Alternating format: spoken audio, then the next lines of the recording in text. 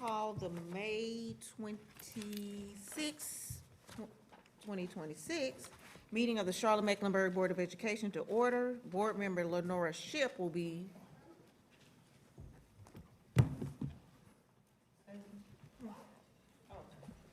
I wasn't sure if she was joining us. All right, let me start over.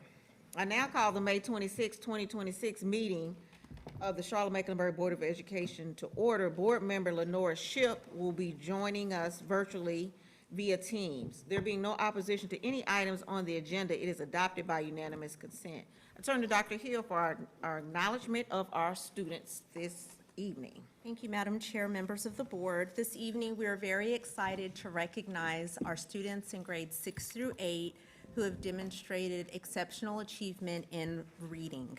Students, when I call your name, please stand to be recognized, and please stand for some of you are behind me as well. Stand with your certificate, because our photographer is going to get an individual picture with you. And as soon as I'm finished calling all of the names, we would like all of our students to stand, as well as our families that are here with us this evening, as well as our teachers and principals. All right? Please hold your applause until I've called all the names. Our first student is Oskelber Visea Maranes from Alexander Graham Middle School. Fareed Fayez from Eastway. Rafael Joseph, Randolph Middle. Roger Rodriguez Mara, Alexander Graham. Antonelia Johnson Varkesa, Quell Hollow. Jeremiah Brown, Ranson. Paula Morales, Community House. Tamir Hall, J.M. Alexander. Kavari Willis, Bradley Middle. Caden Mobley, Randolph. Marilyn Alvarado, Southwest. Keola Gavrolia, Cochran Collegiate. Josiah Williams, J.M. Alexander. Keo Mendez, South Charlotte. Damian Daniels Jr., Kennedy. Serenity Cherry, Eastway. Darbinsky Joseph, Bradley, Middle. Anthony Alexander III, J.M. Alexander. Aiden Taylor, Northridge. Dina Fuentes Martinez, Kennedy Middle. And Zycavius Washington, J.M. Alexander. Will all of our students, all of our family members, and all of our staff members please stand to be recognized.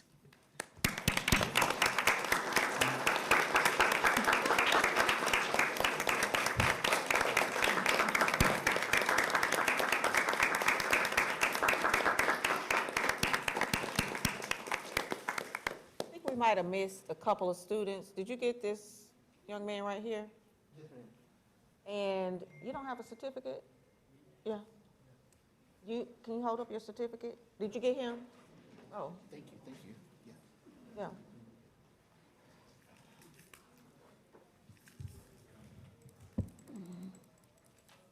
All right, any other students that we did not get your individual picture? Any other students? All right, well, we'd like. Hold on, I see something happening here. Did you do yours? But I feel like you was holding up your certificate not right, so let's just do one of them. Stand up. Right here, right there. Now hold it, yeah. All right, thank you.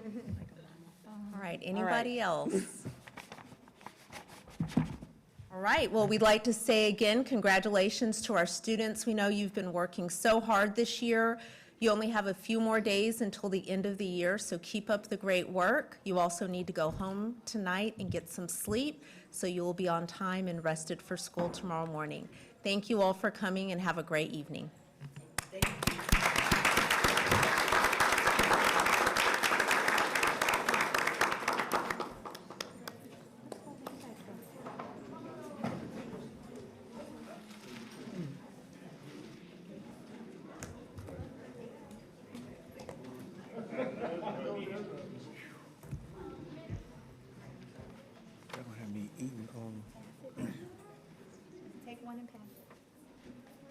made these?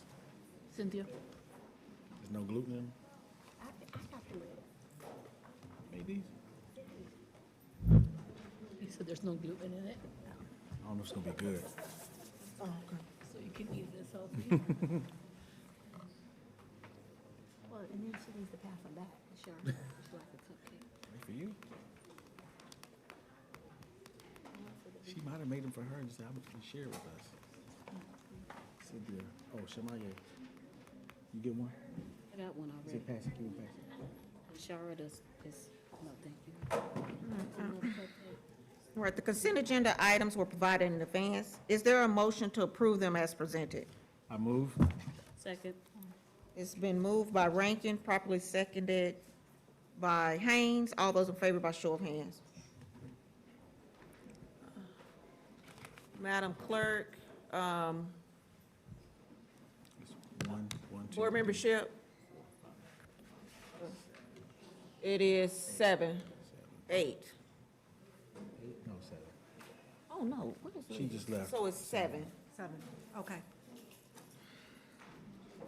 All right, we have 3 public hearings on the agenda this evening.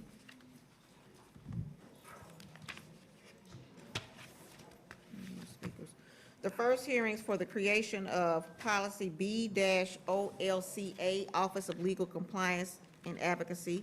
Since there are no speakers, I now declare that public hearing closed. The second public hearing this evening is modifications to policy P-CNTR, teacher contract. Since there are no speakers this evening, I now declare the public hearing closed.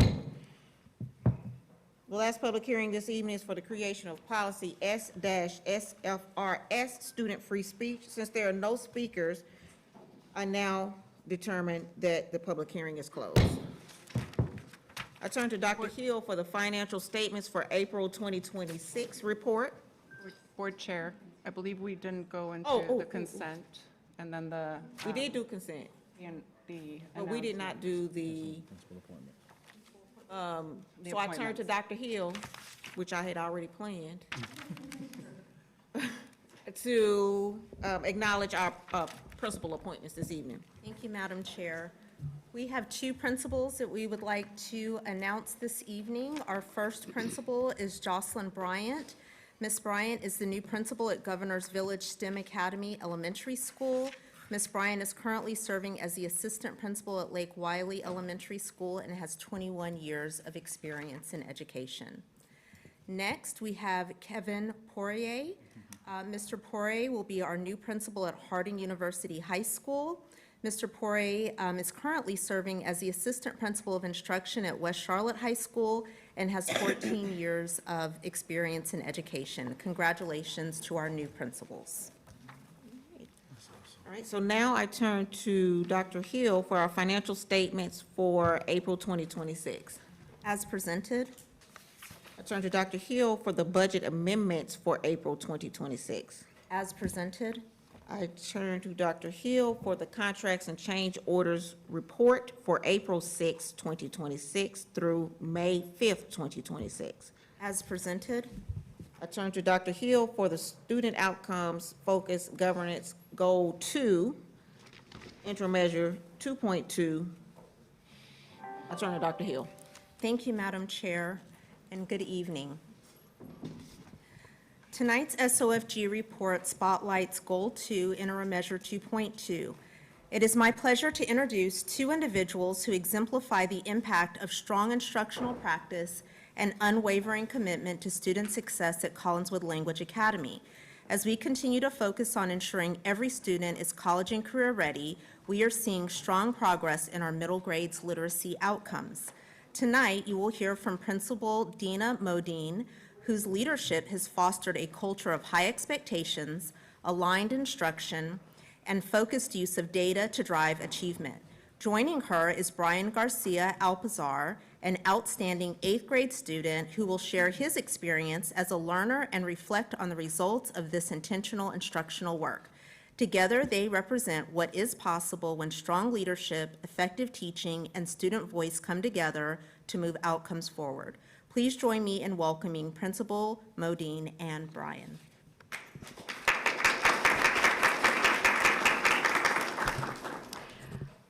Good evening, buenos dias. I'm Dina Modine, the proud principal of Collinswood Language Academy, where our focus this year has been on strengthening our instructional practices to ensure every student experiences rigorous, aligned, and supportive classroom instruction. This work is directly aligned to CMS Goal 2, Interim Measure 2.2, and has driven the progress reflected in our recent data. One of our most impactful strategies has been ensuring high-quality instruction is happening all day, every day. We prioritize instructional coherence by aligning lesson planning, pacing, and standards-based instruction with college and career-ready aligned coursework. We were also intentional in our focus on dual language, ensuring that our Spanish teachers are focused on the English language arts standards to provide reading comprehension across our school-wide program. We implemented a constant focus on data as our evidence of student success. This included standards-based exit tickets, weekly pulse checks, and summative assessments aligned to standards. This allowed us to make timely instructional adjustments and target support where students needed it most. We also focused on small group instruction and differentiation, ensuring that students received targeted support without losing access to grade-level curriculum. Our multi-classroom leaders played a key role in modeling best practices and supporting teachers in real time. This constant feedback loop allowed us to make changes in the moment to guarantee success for our teachers, which then resulted in high-quality instruction for all of our students. As a result of these high-leverage strategies, we've seen measurable improvement in student performance aligned to Interim 2.2, including increased proficiency and stronger growth trends across key content areas. Moving forward, we remain focused on strong instructional practices in both Spanish and in English. We continue to use data intentionally, and we ensure every classroom delivers high-quality instruction every day. Please welcome one of our many exemplary students that I'm proud to be here with today. Brian Garcia Alpizar is one of our Rockstar Scholars in 8th grade. His growth has been amazing, and Brian is going to share a little about his experience at Collinswood.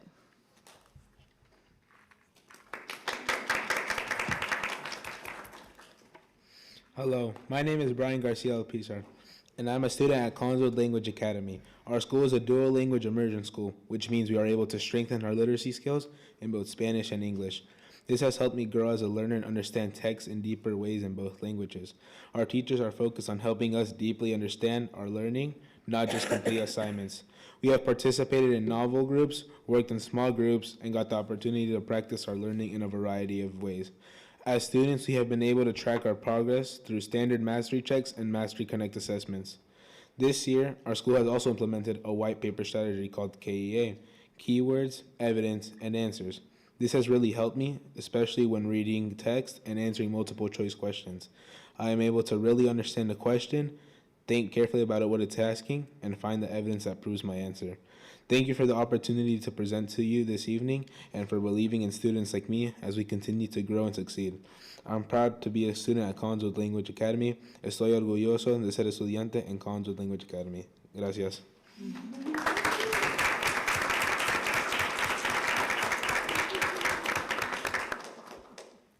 Thank you so much, Principal Modine and Brian. We appreciate you sharing with us this evening. So now on to our monitoring report. This monitoring report is focused on Goal 2 and Goal 2 Interim Measure 2.2 for English Language Arts for students in grades 6 through 8. Just realized I don't have a clicker. Are you gonna click for me? I'm working on that. Sorry. There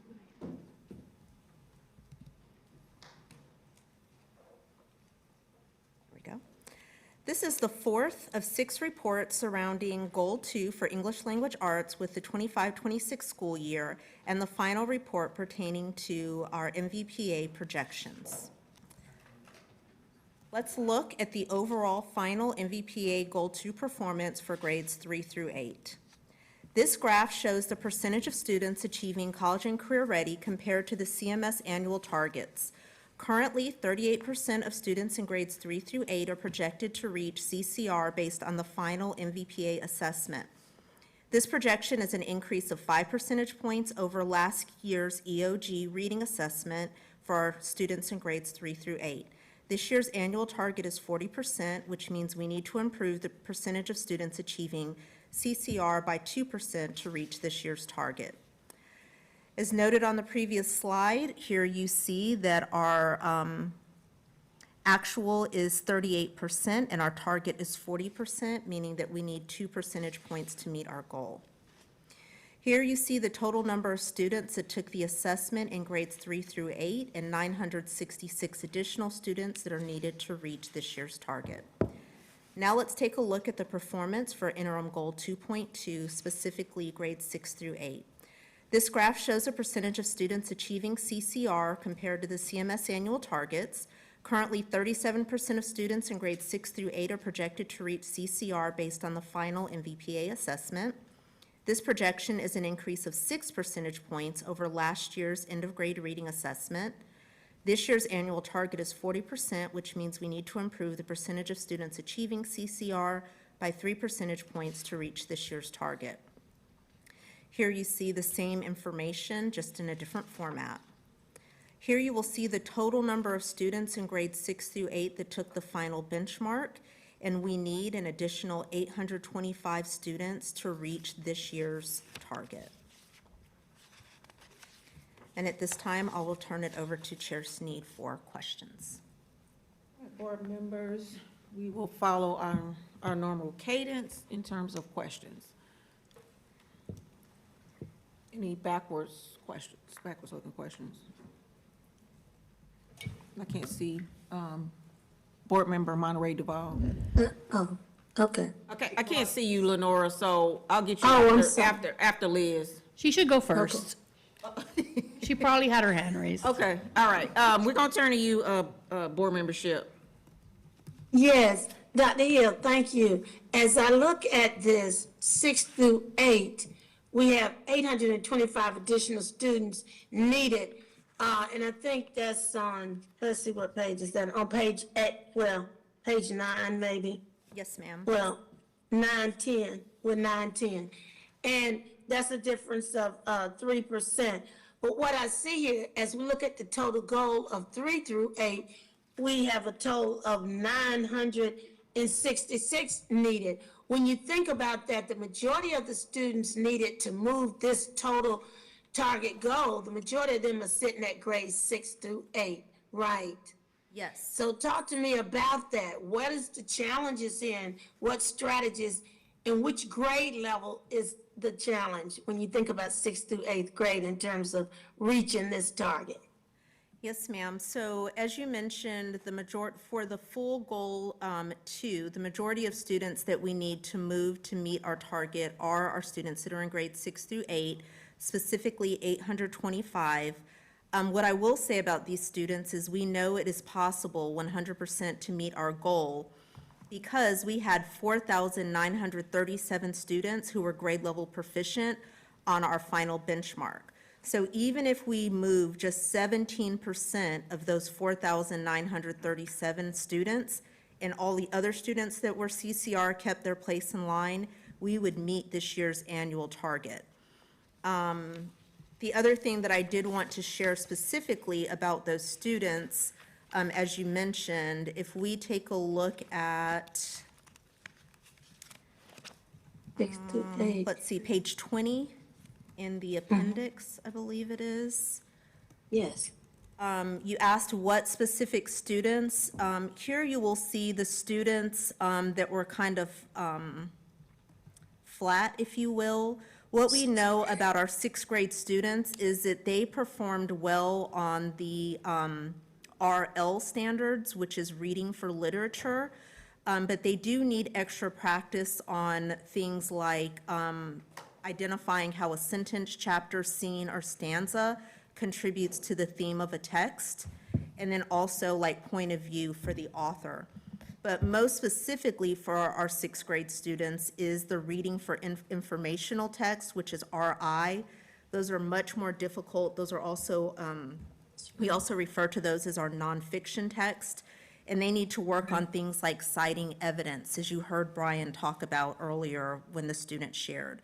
So the answer to your question is yes, we know who those students are. We've identified them, and we've identified specifically what specific areas they need to work on in order for us to meet our goal. Okay. No, that's all, because we've talked about fourth grade before, and we're doing 6-8 tonight. So leave it there. Thank you so much. Thank you. Board Member Monterey Devon. Thank you. May we go to a slide that has like the delta number that remains, whichever one? I think it's 10, maybe? That one. Okay, so the 825 additional students, those are the ones that are needed to reach college and career ready. Yes, ma'am. College and career ready starts at level 3, which is grade level proficient, Level 4 and 5. level 4 and 5. Yes, ma'am. So, okay, so this number is students that are at level 3 that need to go to 4, or is it all students that need to get to 4? Yes, so, I'm sorry, so let me walk, Your staff is shaking their head, so. yeah, let me walk through the numbers. Thank you for asking that question. So currently, we have 11,253 students that are projected to be CCR. So in order for us to reach this number, it's just letting us know that we have an additional 825. Now, some of those students might be grade level proficient. Most of them are. Some of them may be currently non-proficient. I mean, just because a student's non-proficient right now does not mean that they cannot move to college and career ready. But in our total number, we only need 825 more. But the second piece of that is we know that that 825 is possible because we had 4,937 that were grade level proficient at our last benchmark. So if we just move 17% of those students from grade level proficient, which is a level 3, to a level 4 or 5, we'll meet our target. If the other students that are college and career ready keep their place in line. Okay. And then my follow-up, if I may, is how does that, so we talk about like grade level 1, 2, 3, 4, 5. How does that relate to how we're instructing our educators? Like, do they know Barbie is level 3 and we need to get, or, because I know we talk about like DIBELS and EOG and progress reports, like how does that, like how do I know what my child is? Like, it's not, like, yeah, and how does that inform? Yes, ma'am. the So from the teachers know, we know, so on the MVPA assessment, they are leveled just as the EOG is. So you have NP non-proficient, a level 3, which is grade level proficient, and then a 4 or 5. On the parent reports, they also are leveled, so a student might be a 3+, which means they're just on the verge of being college and career ready, or they might be a 4-, for example, which means they just barely made it to college and career ready, and we need to watch those students. So there's that level of specificity. Teachers also know specifically what standards, how students performed on the standards. So let me turn to, oh, thank you, they already have it up there. Thank you, team. On page 33 in the appendix, you will see, here are just some examples of reports that we have. Actually, I want to go to 36, if that's okay. Thank you. Okay, so here you see the different protocols that we have, and this is actually, we provide this professional development and these tools to our teachers. And they actually know for the achievement level descriptors, if a student is a level 3, they have, these are the things that you need to do, and these are the things you need to look for to move students to the next level.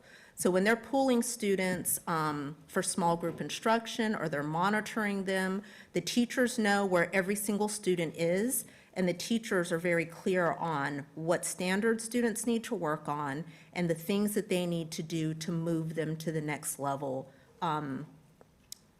for standards mastery. So if they're a level 3, these are the things you need to do as a teacher, and these are the things you need to be looking for.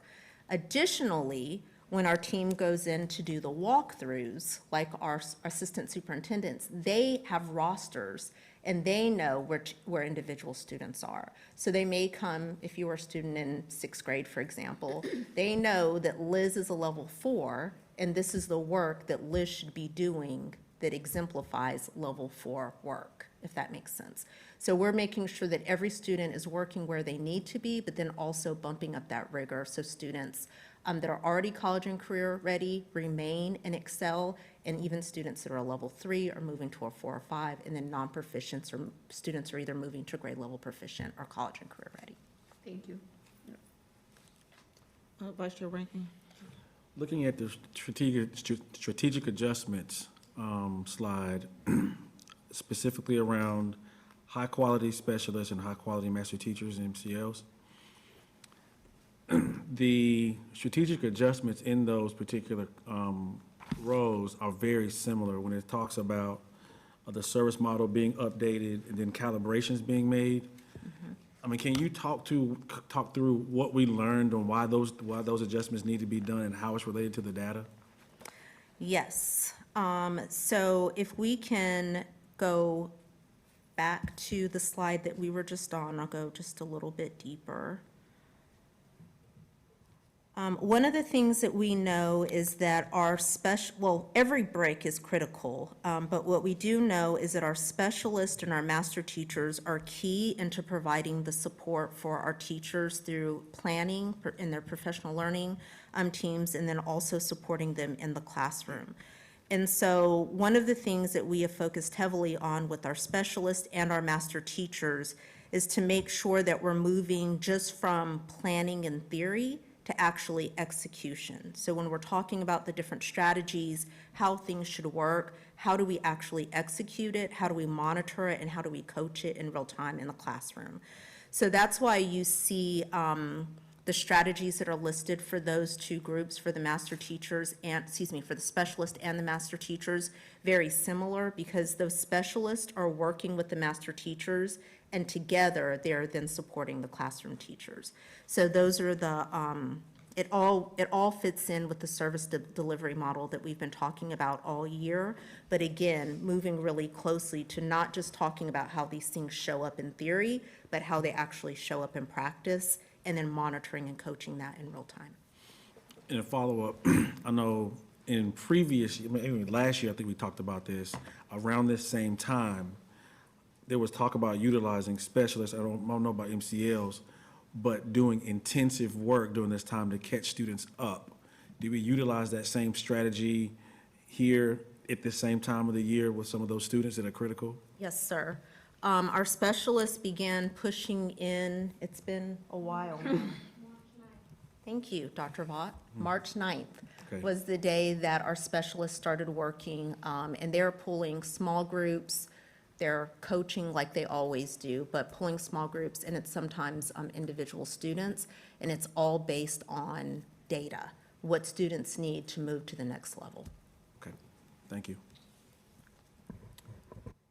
So I have a question. Are you making any correlations between those that are not CCR, college career ready at this stage, 6th, 7th, 8th, between what, like the 3rd grade pivotal reading benchmark? Are you making those correlations, and is that playing into how you develop these strategies? So I don't want to use the word correlation, but I will use the word noticing. Because for our researchers that are in the room, there's business rules associated with the correlation, so I don't want to use that word. But definitely have noticing, meaning we have list of students and whether or not they have been successful previously on any assessment. So for example, when students are in 6th grade, we have access and have on our dashboard if students have been successful on their third, fourth, or fifth grade English language art assessment, and what they were, how they did, and how they were projected to perform. So we know if students are performing at the level at which they were projected to do, if they are overperforming, or if they're underperforming. And then that definitely plays into the strategy for making sure that we are supporting our students. I think that specific strategy shows up, we're not talking about it today, but for our Goal 3 students, having conversations with staff about these students absolutely can and will do because they were grade level proficient. There's no reason why they shouldn't be CCR.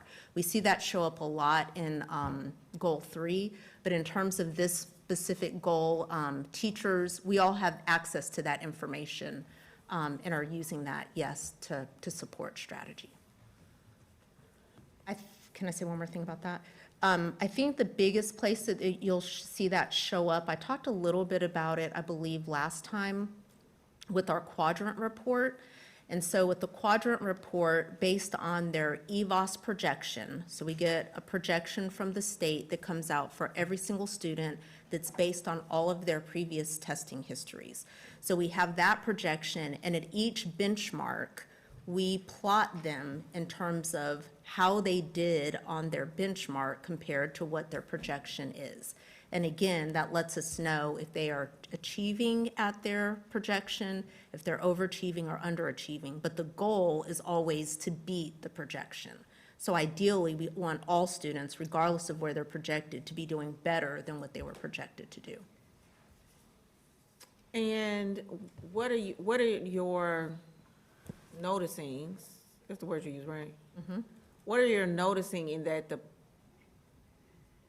in the sixth grade, I'll just pick sixth grade, just because that's the beginning of this reporting group. What are you noticing about their, so what percent, well, I don't want to ask a specific that question, but what is your noticing about the students that are not the ones that are the ones that are not proficient in what has happened prior to them getting into sixth grade? What I will say about the students in, let me just make sure I understood what you said.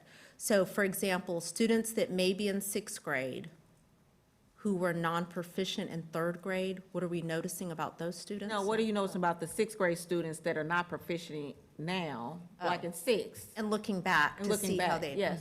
Yes. Well, I can't speak in general, I can't speak to specific groups of like non-proficient students now, how they did in third. I don't have that level of information with me. But what I will say is that what we know to be true and what we've been working on this year is two things. One that I already mentioned, having a heavy emphasis on reading for information. Just generally speaking, nonfiction texts are much more difficult to read than reading for literature, so having a heavy emphasis on that. The other thing that I will say is making sure that we are focusing on those high leverage standards that students need to be successful. Specifically, one of the areas that popped up as a concern for students, I'm not sure what specific grade, but if you flip to slide 33, oh, they're already there, the poetry unit. Poetry is an area that students traditionally, and our data shows, have struggled with in every grade level. There is a specific grade, Paul, can you talk to, one of the grade levels in middle school, there wasn't a heavy emphasis on poetry. What grade was that? Thank you. Seventh grade, there wasn't a heavy emphasis on poetry. So they worked really hard to make sure that it was addressed. So here's what you can see. We pulled up the poetry unit and pulled up a lot of the gaps for students in grades 6 through 8, and then developed a playbook for our students. So this poetry is an area that a lot of our students struggle with, and probably adults struggle with, because reading poetry goes a lot deeper than what's the actual text that's in front of you. You have to have a lot of background knowledge, you have to inference, you have to be able to make connections to other things that are not right in front of you. Yep, that answers my question. And Char? You said before that we're collecting data from 3rd, 4th, 5th grade to see what students are underperforming and even overperforming. Is there data collected on the students that are overperforming? Yes, there is. Going back to the growth projection, one of the things that I think is really important for people to understand that we have to look at both growth and proficiency. To your point, if a student is already a level 4, it's very possible for a student to be a level 4 or 5 and they're actually underperforming. So we're looking at every student, because if a student is a 5, if they're a high-performing student, we don't want their performance to be masked and they're not reaching their potential. So going back to slide 36, if you'll look there, and actually they printed out a bigger packet so I can see here. On this particular slide in the right-hand corner, you will see it's specific, it starts with level 4 or 5. So what our team has gone in, and they've taken a look at the achievement level descriptors. And so we have specific things that we're doing for students that are level 4 and 5 to ensure that they're not only keeping their place in line, but they're also, we're doubling down on their growth as well. We want every single student to achieve. So the data that you asked about, we know where every single student is, and when folks are going in and doing their instructional walks, the teachers know, the principals know, but they're looking at what the work the students have in front of them, and does it match in terms of the level of rigor. In other words, if you have a high-performing student, we want to make sure that they have rigorous work in front of them, just like if you have a student that's on grade level, that they are actually receiving instruction that's at grade level, but also pushing them to the next level as well. We're pushing every single student to be their best. Okay. Can I ask a follow-up? Chair Sneed asked if you guys are having any noticings with the underperforming students. Are you having any of those same noticings with the overperforming students, as in like background or how they are in class, like behavior-wise? Any of that? Not for behavior. I think the last piece of data that we can point to would be official data. Right now, these are just projections. It's kind of like a weather projection. Our actual, of course, is end of grade test. So the last piece of data that's solid that we can point to is last year's end of grade assessment, which is a whole year ago, but it's very promising data. What that data tells us is that every single group of students exceeded their growth targets. So from all ethnic groups, every grade level, every content area, they had a projected score that the state said they were supposed to do, and our students beat the GPS. So they're doing better than what they were expected to do. And what our projections tell us right now is that we are on course to do that again. Okay, thank you.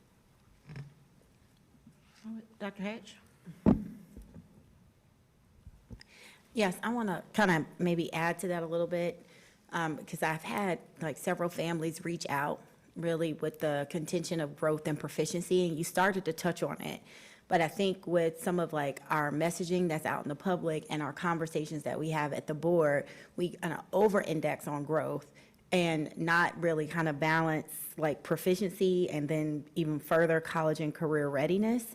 So kind of how would you respond to families that are trying to figure out and reconcile like the vast, still our subgroup proficiencies are significant even in this report, and where their child is, and honestly, last night I had a family say they're not even worried about EOGs because it doesn't matter if their kids are, hit a 3 or 4 or 5 because they're still an AB student and they're still going to get into college. And so I'm trying to help them understand. So how would you communicate, especially in the way in which even just now we talk about growth, but our kids are still not proficient, particularly in all subgroups? Yeah, I would definitely say it's a both and. And so I think the data that we would point to in terms of proficiency for math, reading, and science, we had historical, when I say growth, I'm talking about proficiency now. So we had I'm not going to use the word, I'm going to say gains. We had historical gains in the percentage of students that were at or above grade level last year. So that's thing one.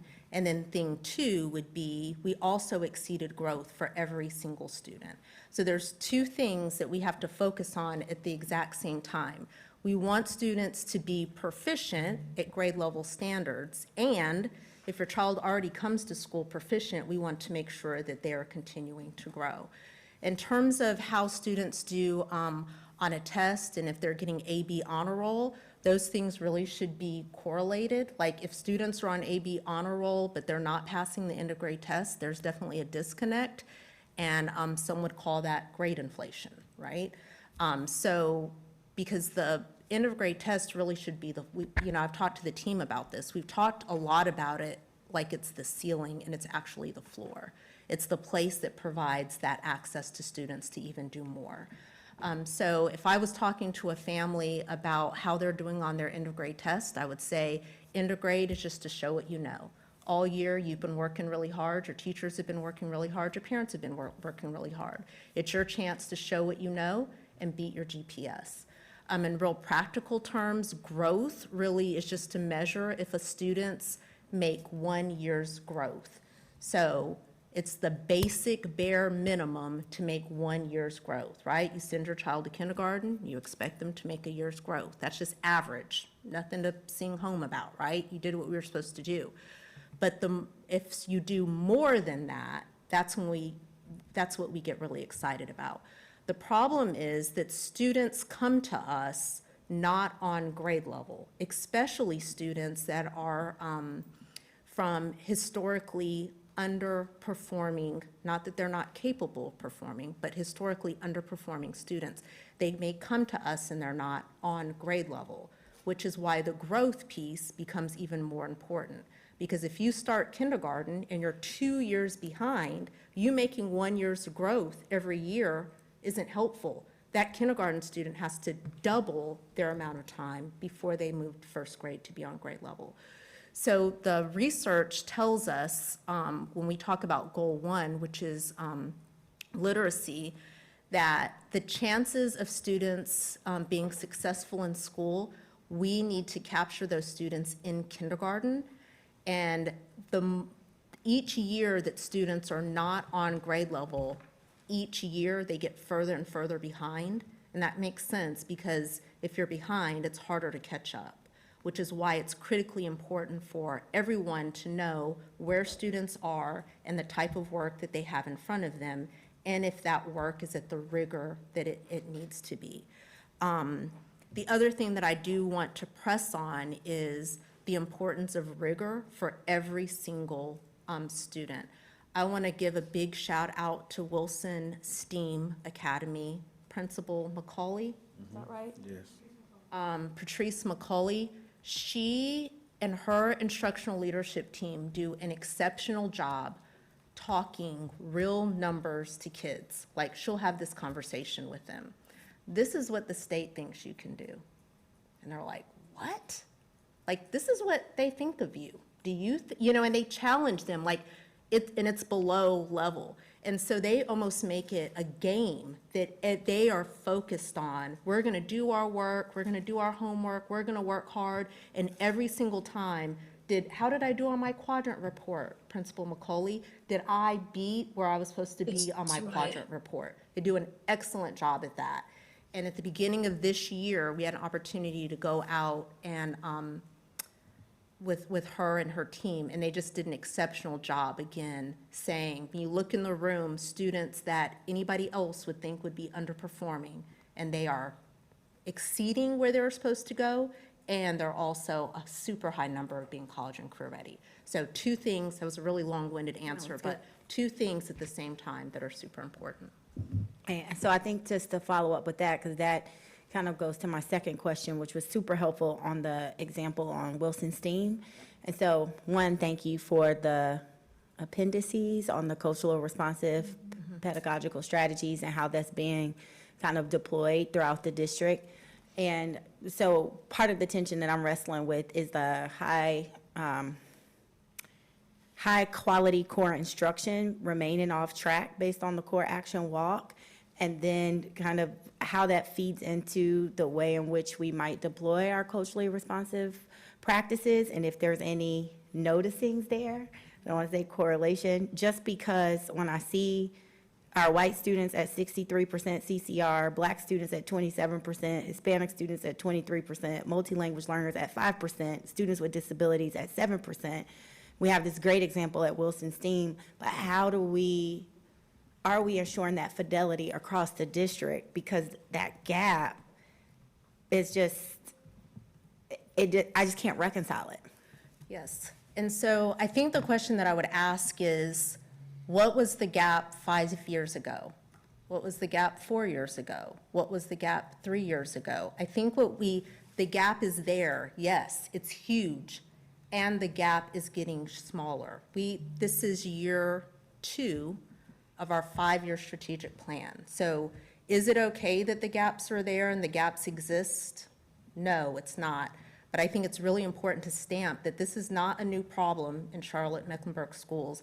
It's not a new problem in North Carolina, and it's not a new problem in the history of our country. What I will say is that there are two recent research studies that have highlighted Charlotte-Mecklenburg schools, and we are a shining example of how we are closing those gaps in an accelerated pace more than any other, than other districts, peer districts across the country. And so what I would say to that is, yes, acknowledge the gaps are there and you're trying to reconcile it. It's not acceptable. We're working on them. But what I would say is that research, national studies are showing that what we're doing is working in terms of closing those gaps at an accelerated rate. And I think to your point about, where the bar is, especially for these groups, so I guess my actual question on the high quality core instruction and the fidelity, since we already see that the core action walk is, not on track. And we have this good example here. What is the district doing to ensure that Wilson STEAM Academy or other approaches that would work in the different environments are being applied with fidelity? Yes. So that potentially accelerates the growth in a way that would fit where we know we can be. Yes, so when, I'm not sure exactly what page it's on where we're off track for the core action walk, but what that's really speaking to is there are specific look-fors when we're going in and taking a look at the core action walk, and it may be off track for a variety of reasons. It might be off track because there are, it wasn't evidenced in certain classrooms for a certain level. There's lots of different reasons why it would be off track. What I would say, though, is in areas, let me back up. I will say through our OBEA tracking throughout the year, this particular project has moved from red to yellow, which means that we're getting better. There are specific plans to move this from yellow to green by the end of first quarter next year. And specifically, what I would say is this is off track more because of an alignment issue between specialists, master teachers, MCLs, and what we're actually looking for in the classroom.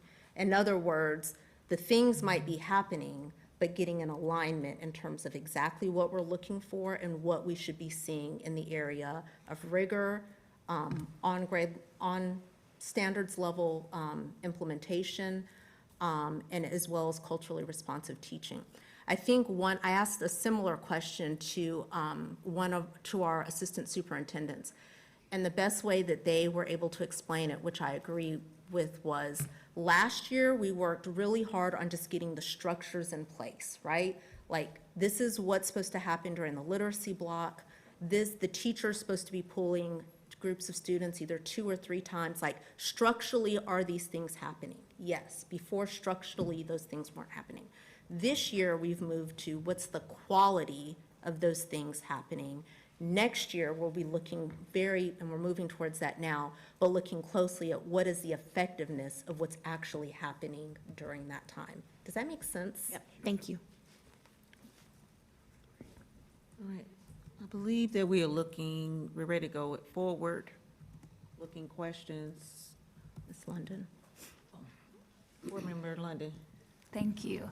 So in light of the most recent question and dialogue, it looks like we've had, even though there are gaps in the different subgroups of students, we've had gains and we've had growth throughout the school year, and now we're approaching summer, which is exciting and great, but, have also concerns around the summer slide or whatever, you want to call it. So do we provide intentional recommendations and suggestions for parents and families and students? And if so, what are some of those, depending on where the students are around flat or they've made some progress and growth? What are some of those intentional suggestions and recommendations?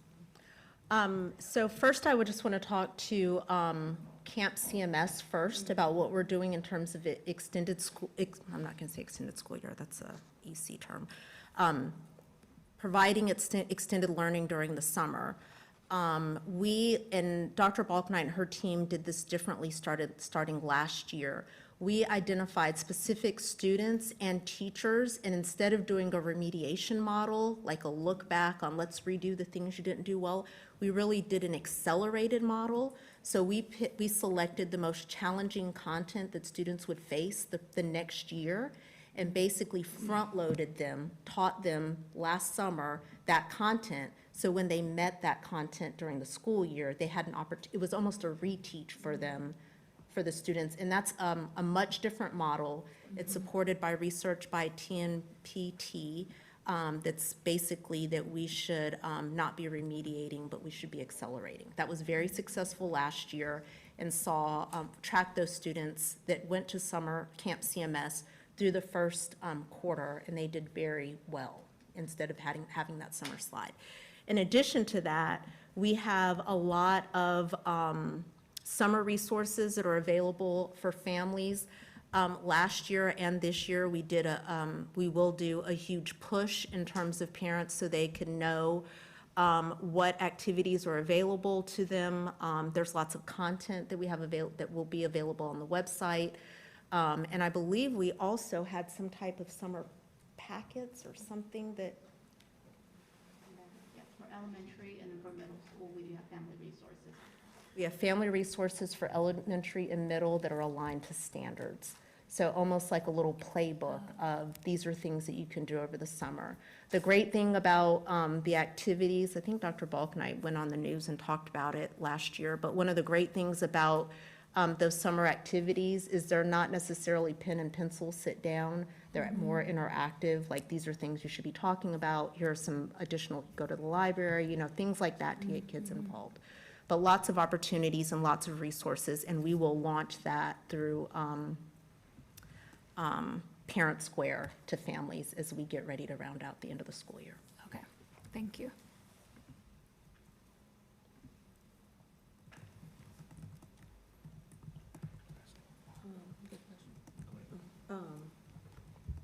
Board Member Shipp, Board Member Shipp, I can't see you, so I don't know if you have a question. Okay, yeah, I do have Okay. one for looking forward. Mine was with, which I think maybe she already hit on it, is family.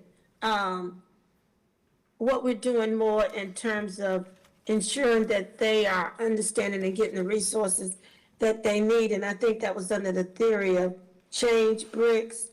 I'm not sure what page that is now, where we talk about determining the baseline of the receipt of benchmark reports from MVB, parents getting these reports, knowing how to use them, and then other information that comes home. How well are we doing that with the families, with the parents?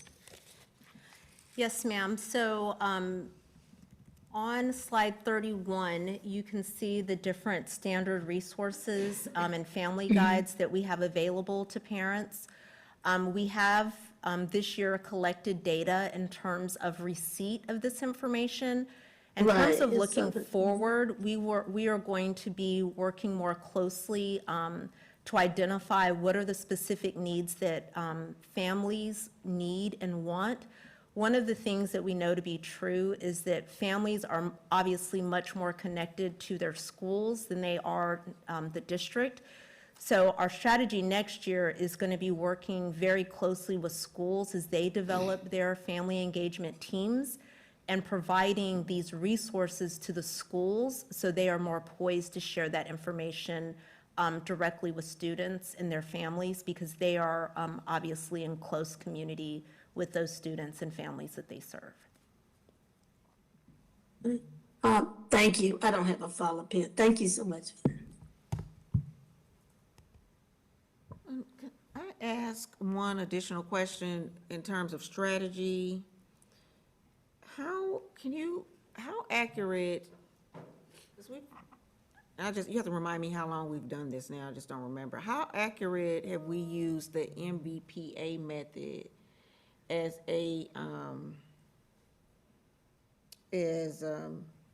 predicative of what's gonna happen at the EOG? We've used it for, go ahead, Beth. Used it for 2 years. Last year for ELA, it was 1 or 2 percentage points off of where we ended up at the end of the year. And then when you're projecting,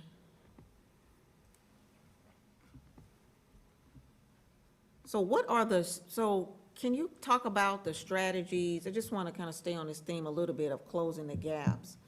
Can you talk about the strategies that are going to be implemented in order necessarily to close the gaps? Because obviously, I get what you're saying, that historically, these gaps have existed.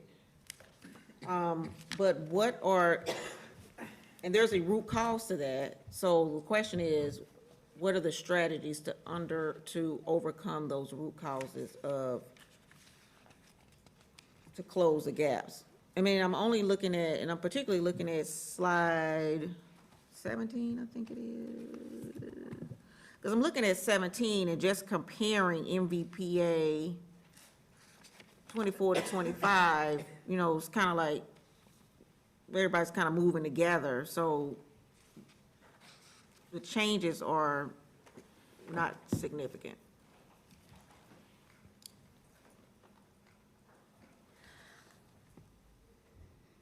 Okay, and what was your question? So what strategies are going to be implemented in the future in order to close these gaps? Recognizing that historically the gaps have existed. That's just a short version of the question. And I'm looking at the data in slide 17, specifically comparing 25-26 to 24-25, and the gaps are, negligible in change, or it's small. Well, same thing, just say it a different way. Yes, so for all of our students, we have done several things. We, as I mentioned, know exactly where students are, how they've performed in the past, going along with that historical data that you've talked about. We've prioritized how often the students are at the teacher table. If students are not growing in the way that they should, they go to the teacher table 3 times weekly instead of 2 times. The other thing that we are focused on this year, which I think is different than last year, is we are focused on scaffolding the content and the access to on-grade level complex text, instead of just providing them a watered-down version of the text. Additionally, students that are not making gains have an additional 30 to 45 minutes of intervention time. It's called What I Need. And then in addition to that, we have supplemental instruction at least 45 minutes a week for students for iReady. So we're doing that with all students that are not making the gains that they should be making. Again, paying close attention to students that may be in multiple groups who are not making gains. The group that I will specifically call out are students that are multilingual. Obviously, we have to have a different strategy in place for students that are learning the language. In terms of the growth for this group, they, based on the projection, have only gone up by 1 percentage point. One thing that we do know, because we have the largest number of multilingual learners in the state, that if we do not have deep strategy to move those students, we will not meet our goal targets next year. Meaning that we are currently doubling down, pulling down data, looking to see specifically what we can do with any groups that are not moving, but specifically our group of multilingual learners, because the strategy is different for students that do not have, that have English as their second language. If there was, well, I don't want to ask a fairy tale question. Are there strategies that can be implemented that can accelerate the pace? Because I know what we are doing, you know, obviously all of these things are aligned to budget items, staffing, but is there things that can accelerate closing the gaps? Yes, one thing that I do want to point out for our listening audience, obviously the board knows this, what we're talking about is students that are college and career ready, scoring a level 4 or 5, not students that are grade level proficient. So I just want to make sure that people aren't, you know, listening in and aren't hearing this conversations with the gaps that we're talking about. The gaps specifically that we're talking about right now in this moment in time are talking about students that are, in terms of closing the gap for students that are performing at our highest levels of achievement. Specifically what I touched a little bit on this last time, but what we know to be true is when students are having to cite evidence, they're having to do things like citing evidence, drawing inferences, making textual analysis, how details are elaborated in a text, determining meaning of new and unknown words, explaining how a text structure contributes to the development of ideas, and the list goes on and on. This is really deep analytic thinking. And so what we know about how students learn how to read is it's not just decoding words, and it's not just read this book and tell me what it was about. In order for students to be a level 4 or 5, they have to do those things that I just listed, which are very difficult skills to learn and to do. One huge piece that has been identified in the research in terms of early learners is that oral comprehension. And we're not talking about young kids right now, but you asked earlier about third grade students, that oral comprehension. The pendulum is kind of swung to focusing only on decoding. Well, students can't just decode, they have to be able to listen to adults reading and talking and asking questions about complex text when they're reading it aloud. So that's something that we have plugged back in specifically to elementary to support students as they get older. The other thing that is something that we have to focus on is the experiences that students have outside of school that helps build that body of knowledge so that they're able to make those deep connections. Does that make sense? Mm-hmm. If a student doesn't have experiences or access to experiences, and they're being asked to analyze a text, and it's something that they have not ever had an experience with, it makes it, they might be able to answer the question like at a lower level, like what it's talking about, but when they're having to compare and cite evidence and compare and contrast two different texts, it makes it very difficult for students to do that if they've not had lots of experiences, which is why another piece that we don't necessarily talk a lot about here, but that we constantly do, is make sure that students have access to experiences outside of the classroom, because that builds that body of knowledge. So when they're reading and comprehending, they're able to do things like cite evidence, elaborate on the meaning of new and unknown words, things like that. Things that aren't just taught with a teacher sitting next to them, but providing them with additional experiences.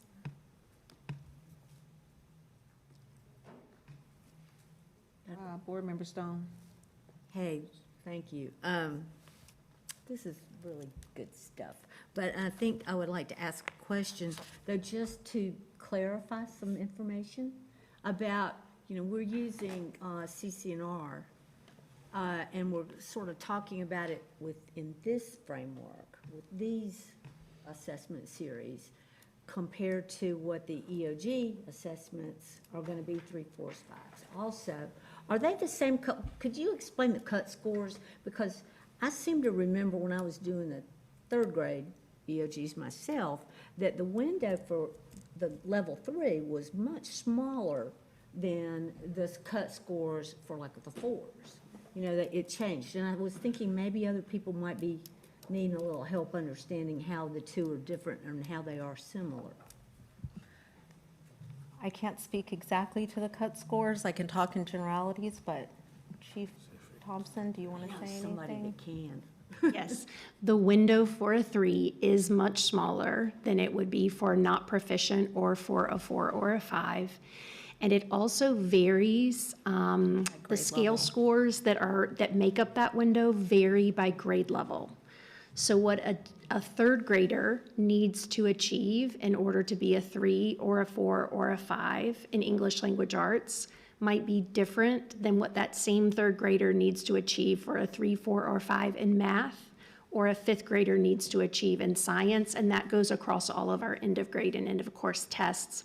All that work happens at the state level, but the benchmark assessments that we use do correlate to what an EOG or an EOC would be, unless there's a change at the state level that the benchmark assessments got to respond to. But the window for a 3 is a smaller window.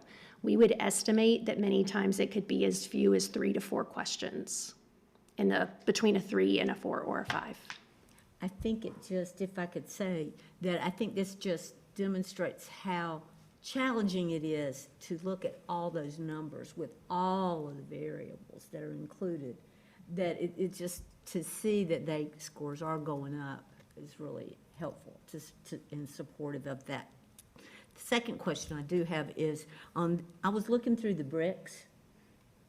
The teacher brick was one I was interested in about staffing levels, but it was, in the last one in there was talking about the retention, but it says it's going to onboarding, beginning teacher 0 to 3, retention rate, I think this is number 44, is increased from unknown baseline to 85% by June 2026, and it says it's on track, but where was it to start with?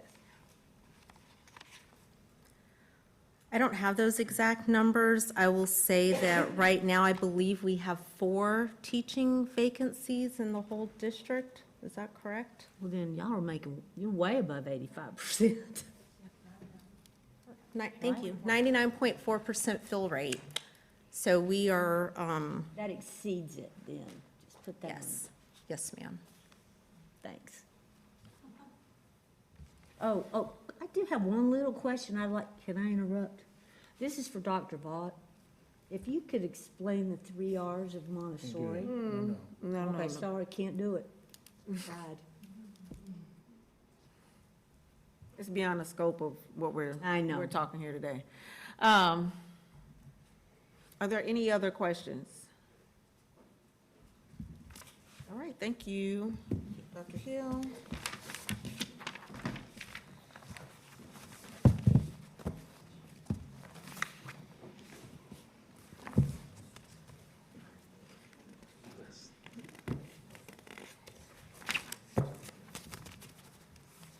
Now turn to Dr. Hill for the federal entitlement grants, district application, and budget report. Thank you, Madam Chair. Members of the board, at this time, I will call Dr. Balknight to the front, who will be giving this presentation this evening. Good evening, board members. Dr. Hill, thank you so much for allowing us to talk about our federal entitlement grant application. I have with me this evening our Executive Director of Federal Programs and Multilingual Learners, Ms. Charlotte Trez, and she has her team here with her as well. So today we're presenting the 26-27 Federal Programs Entitlement Grant Budget. These federal funds play a critical role in supporting academic achievement, educator effectiveness, multilingual learners, and the whole child approach. During this presentation, we will walk through funding allocations, required uses, and key initiatives that align with our district priorities. Federal entitlement grants are authorized under the Every Student Succeeds Act, or ESSA. These funds are designed to ensure equitable access to high-quality instruction and student support. At CMS, we align these funds with our district priorities, accountability goals, and evidence-based strategies, ensuring every dollar directly contributes to student success. We have our placemat here that highlights how federal funding connects directly to the CMS mission, goals, and guardrails. These funds are not standalone. They are embedded within our overall district strategy. They support our long-term commitment to excellence and equity while ensuring alignment between funding decisions and student outcomes. To provide context, the total recommended budget is approximately $2.1 billion, serving over 139,000 students. Federal entitlement funds represent a portion of this budget, but they are essential because they allow us to target resources to students with the greatest needs. Federal funding comes with strict requirements. Federal funding is used to supplement, but it cannot replace funding known as supplanting. Overall, these funds represent about 6.8% of the district budget, but they carry a high level of accountability and oversight. Federal funds must be planned and spent according to the purpose of the grant and the allowable uses defined within the grant. Plans must be approved annually by the North Carolina Department of Public Instruction and are monitored throughout the year with allowed amendments as needed. All federal expenditures must meet 4 key standards. They must be allowable, supplemental, reasonable, and necessary. Indirect costs allow the district to recover a portion of administrative expenses such as human resources, payroll, instructional technology, and facilities. This ensures that local funds are not used to subsidize federally funded programs. You'll notice the rate increase from 2.736% to 4.305%, reflecting allowable recovery under federal guidelines. Federal funds must add to, not replace, state and local funding. Entitlement funding is based on need, not equal distribution. This means higher need schools receive greater support. The allocation is formula-driven and focused on closing opportunity and achievement gaps, ensuring resources are directed where they have the greatest need, equality versus equity. Equitable services is a federal requirement under ESSA. It ensures that eligible private school students, educators, and families receive access to services funded through title programs. These services must be equitable, not identical, and are designed in consultation with private school stakeholders. Importantly, services are district managed and no direct funding goes to private schools. Here you will see our resources are allocated at the school level using clearly defined formulas. We provided direct links to allotment formulas, comparison tools, and goal-aligned spreadsheets to ensure transparency and accessibility for all stakeholders. This reinforces our commitment to clarity in how funds are distributed and how decisions are made. CMS receives funding across 4 major entitlement programs: Title I, Title II, Title III, and Title IV. Each program supports a different aspect of our work, from academic achievement to educator development and student support. Combined, these allocations exceed $61 million, demonstrating the scale of federal investment in our students and staff. CMS received the final planning allotment on May the 12th, and this presentation has been updated to reflect those figures. As a result, you will notice differences in the planning allotment figures compared to the version presented during the regular budget session a few weeks ago. We will now transition into Title 1A, Improving Basic Education. This is the largest entitlement grant and a cornerstone of our equity work. Title I supports schools serving high percentages of students from low-income households. This funding strengthens instruction, family engagement, whole child development, and strategic planning. For 2026-27, the allocation is $48.4 million, with the goal of ensuring all students meet high state academic standards. Title I eligibility is determined using Community Eligibility Provision, or CEP, poverty data. North Carolina enhances this with Medicaid, SNAP, TANF, and McKinney-Vento data. For 26-27, CMS will serve 102 Title I schools. We also have schools transitioning into and out of Title I with a one-year transition to ensure stability, such as First Ward Creative Academy, Charlotte-Mecklenburg Virtual Academy. They are grandfathered in for a year. For example, for 26-27, the district added Olympic High School and Huntingtown Farm Elementary as Title I schools, while Marie G. Davis IB School, Military and Global Leadership Academy, and Billingsville Elementary are no longer eligible, bringing the total to 102 Title I schools. Before we look at the Title I allocations, I want to walk through how eligibility and funding are determined using CEP, or Community Eligibility Provision, and ISP, which is Identified Student Percentage, data from school nutrition. First, Title I eligibility. A school becomes eligible for the Title I entitlement grant when its Community Eligibility Provision, or CEP, percentage is 75% or higher.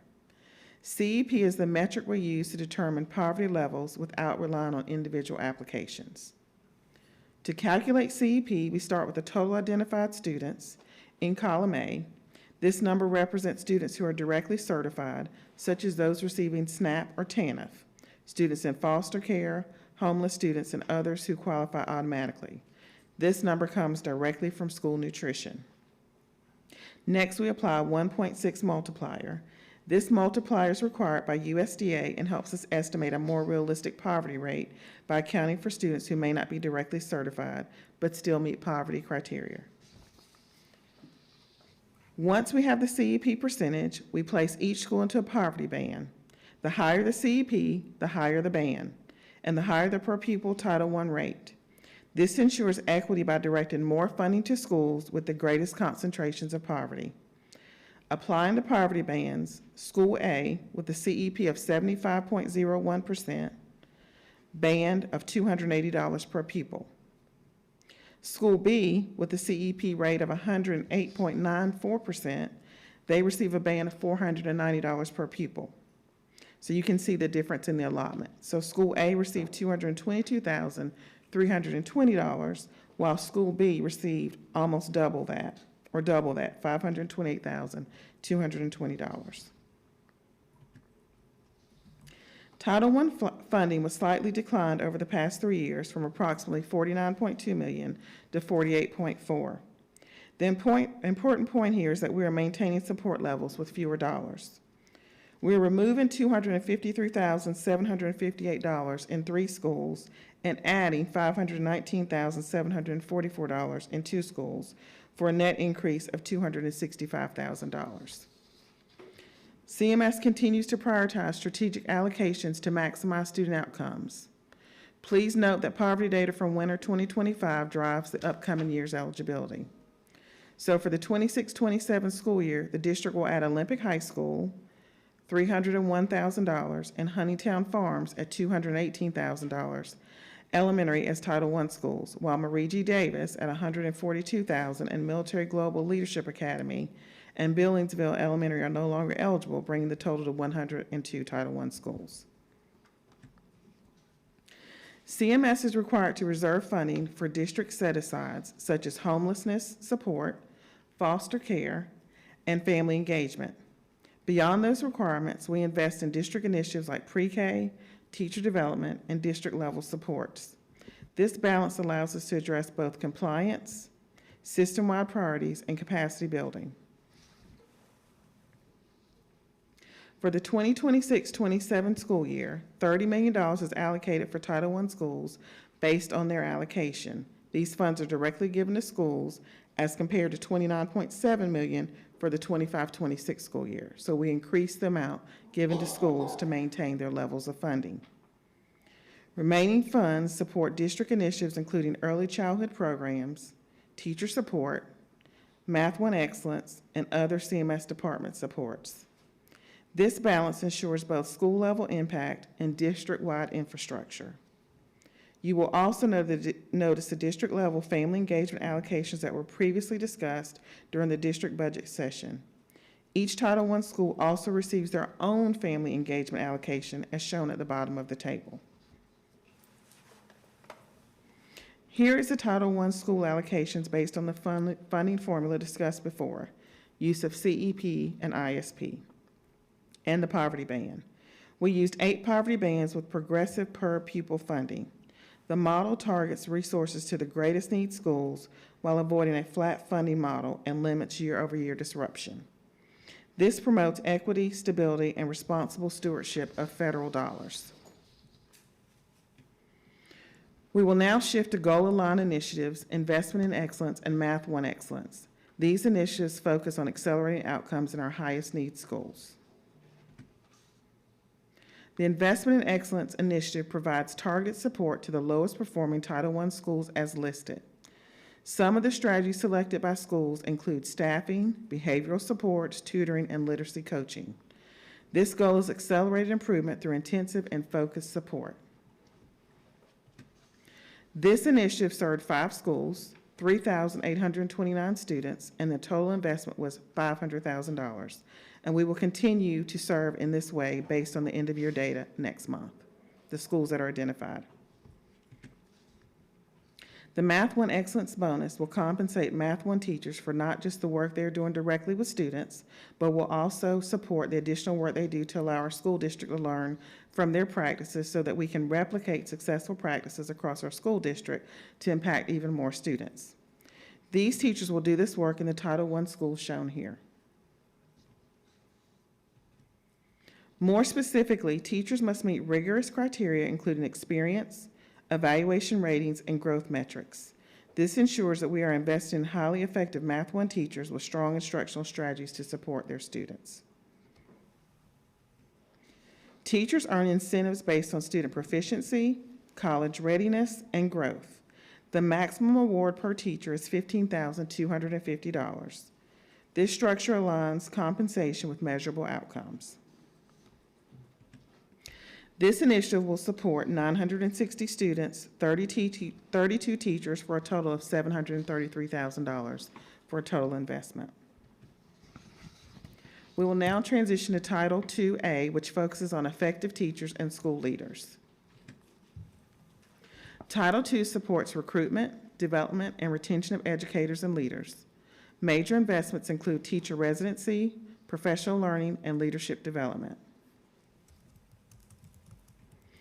The teacher residency program has helped hire over 1,000 teachers since 2018, alternatively licensed teachers, and strong retention rates. Beginning teacher affinity groups strengthen community and professional growth. Crown onboarding ensures teachers are classroom ready on the first day of school.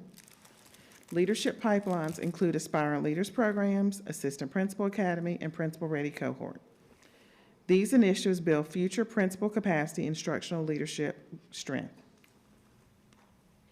We will now move to Title III-A, which focuses on multilingual learners. Title III supports English language acquisition and academic achievement. Investments include personnel, professional learning, curriculum development, and family engagement.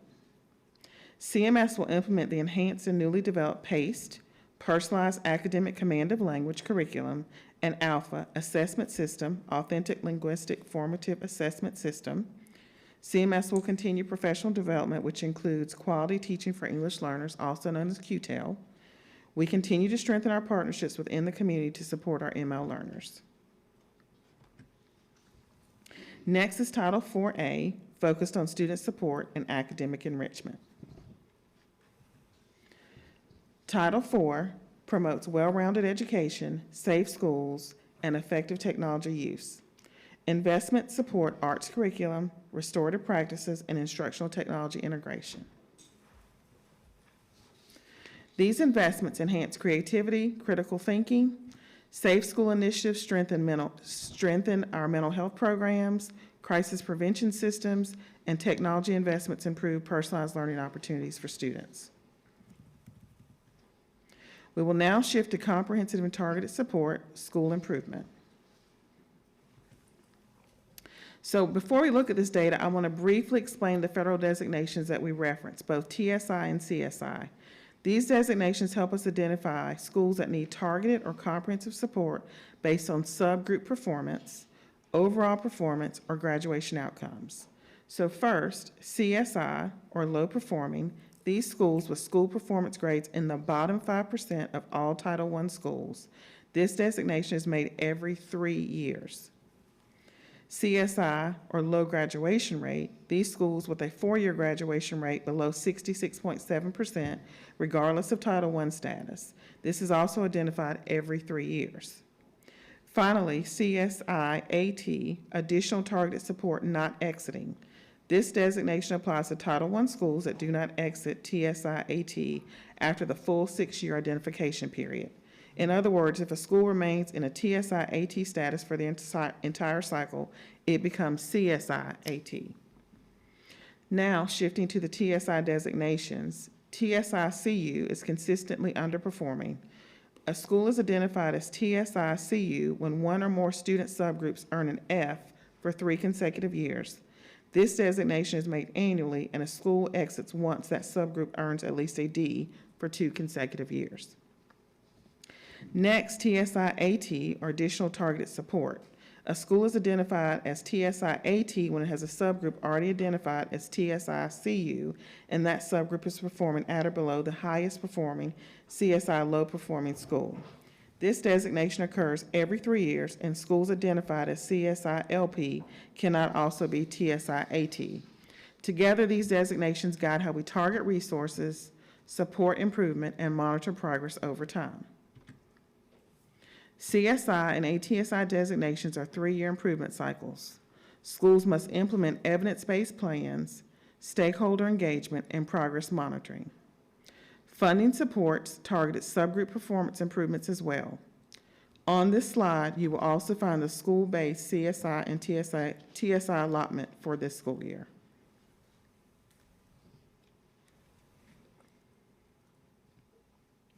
This year, CMS allocated $600,000 to schools identified as CSI, ATSI, and TSI-CU.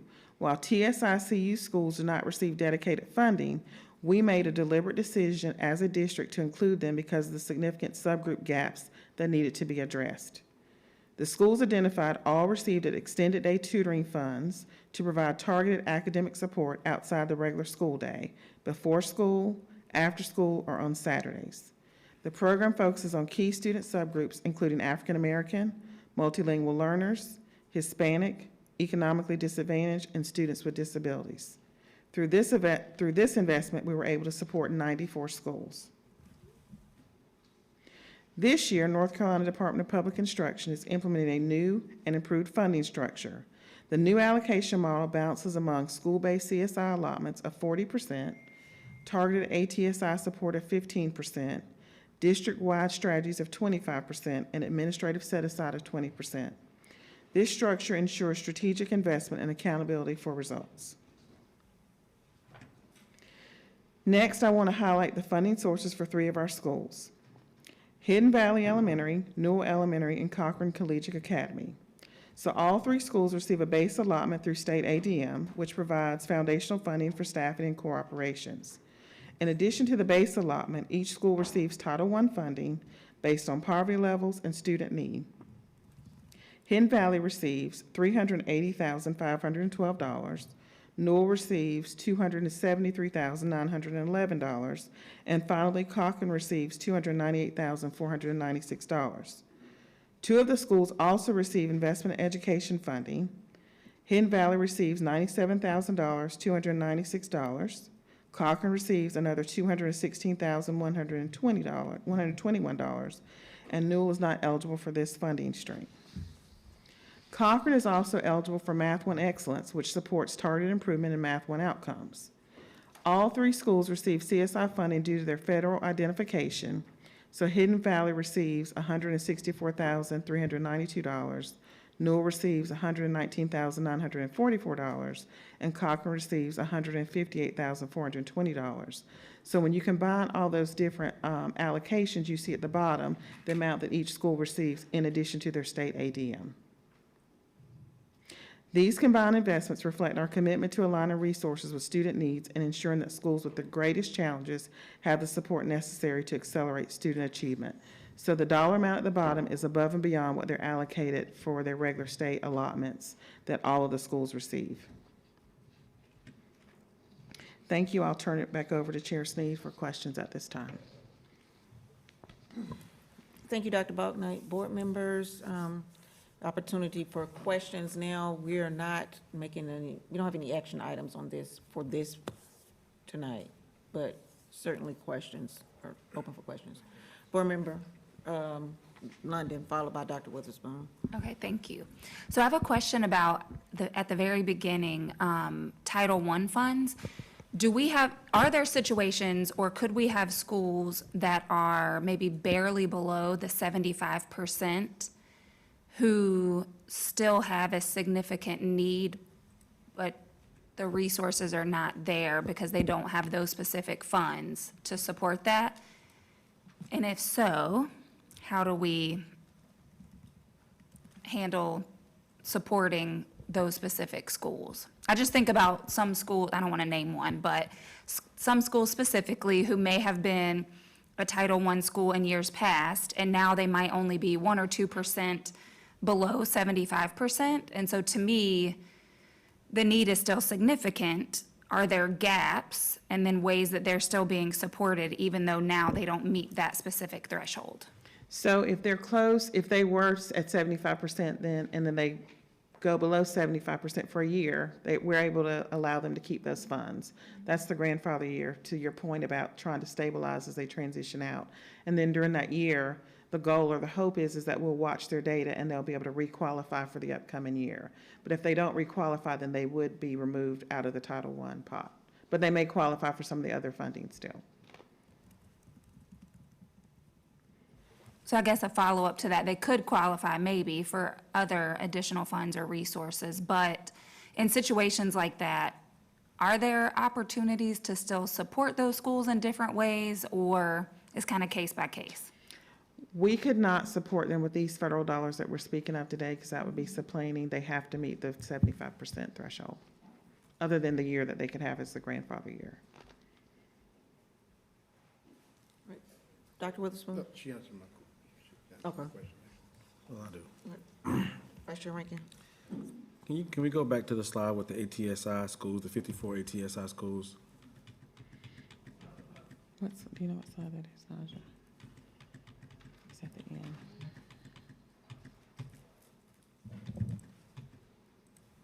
This slide? No, it was a 50, what number? This is slide 39. Here you go. Yep. So these schools don't qualify as CSI or TSI, is that what you're saying? These 54 schools? Go ahead. Because we're saying that we have 12 CSI schools. 54 ATSI school, they both are eligible for funding, and then as a district, we can strategize how we funded those. And those 54 ATSI schools this year received the funding for extended day tutoring program.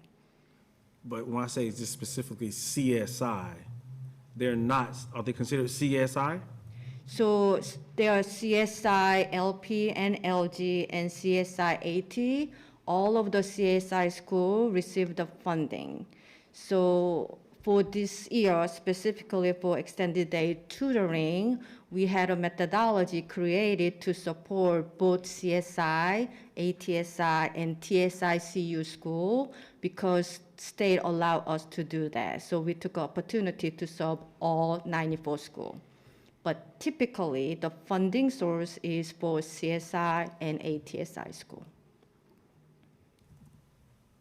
To answer your question, Board Chair Rankin, Vice Chair Rankin. Because I know, in my thought process, when I think CSI, I think those are the true low-performing schools that we're talking, those schools right there. They're separate. They don't fall up under, those sir. 54 don't fall up under this CSI. Yes, Am I yes, sir. right? 'Cause Yes. they receive additional funds on top of Title I funds, so they receive additional funds, but not to say, but then if you go to the next slide, the ATSI schools do receive funds, but not the same funds as the schools that qualify as CSI. Yes, sir. They didn't take funds away when we decided to do this initiative from to your point, the most needy schools, the CSI schools. Yes, Yes, that's okay, thank you. And with that, can I ask, what was the, there's a link here, but what was the, what is your formula for allotment? Allocation, rather? For Title I? Yeah, for the CSI, TSI. You want to speak to that? I mean, sorry, excuse me, the ATSI. Those 54 schools, what is your formula? So for CSI school, we have a funding formula based on the new methodology. There is a 40% we have to set aside for CSI school out of a 2.705 million. So we look at their the per pupil rate and then student number, and then we allocate it based on that. For ATSI school, as Vice Chair Rankin mentioned, there is no school-specific CSI ATSI funding.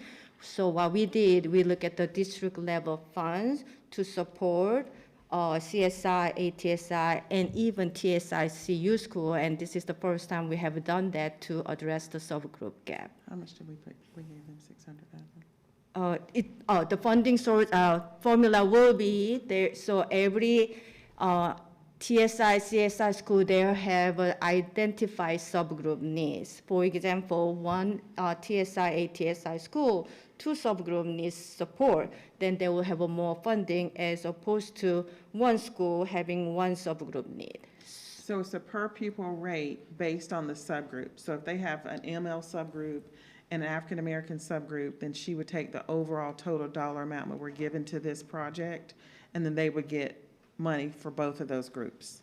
So each school would get a different amount based on the number of subgroups they have. Oh, yeah, clear. Thank you. Dr. Hatch. Thank you for this. At the beginning, you walked through like Title I, Title II, 3, 4, and you shared kind of the different programs or maybe ways in which those funds are used. I'm curious around what is our process to ensure the schools are leveraging those dollars to achieve kind of the accelerated student outcomes that we're looking for? And this is for my knowledge and awareness, are there limitations where, let's say for multilingual learners for Title I, a school may say, I really need to do this for this group. Are they able to leverage those dollars to do it? Or are there like certain restrictions where if you get these funds, you can only do it for this program or this initiative or this way? So that's an excellent question. And so all of these funds are categorical. And to your point, they have to remain within the requirements of that category. The great thing that we've done over time is that Ms. Trez and her team, she has all of our federal programs, in fact, all of our large budgets. So what we're able to do is to sit down, to your point, with the school, a large high school, and say, you have Title I money, you have CSI money, and you have these other funds. Let's look at what you can do with each pot, and let's maximize every dollar. It's better to pay for this out of here, because this is an appropriate use. You can't pay for it out of here, or you're gonna get more, be able to stretch your dollar more. So that's one of the things that we have found to help principals, and then throughout the year, that same team is checking in on them. Okay, your plan said that you were gonna do this. We see that you still have this much money unspent. You said you're gonna hire teachers. That hasn't happened at this point. Do you wanna leave that money on that line, or do you wanna move it to something else so that we can use the money for the funds in which it was, for this school year where it was intended? So we also have a team that is very responsive and checks in on the schools on a regular basis. They have a signed caseload of schools, and they track their dollars aligned to their strategy to make sure they're spending the money down to use in this school year. Thank you. Just one more follow-up question? Yes. Are we tracking, or do we track to be able to see how the federal dollars enhance and again, maybe accelerate the student outcomes, so that if we didn't have those dollars, what that might mean for our students?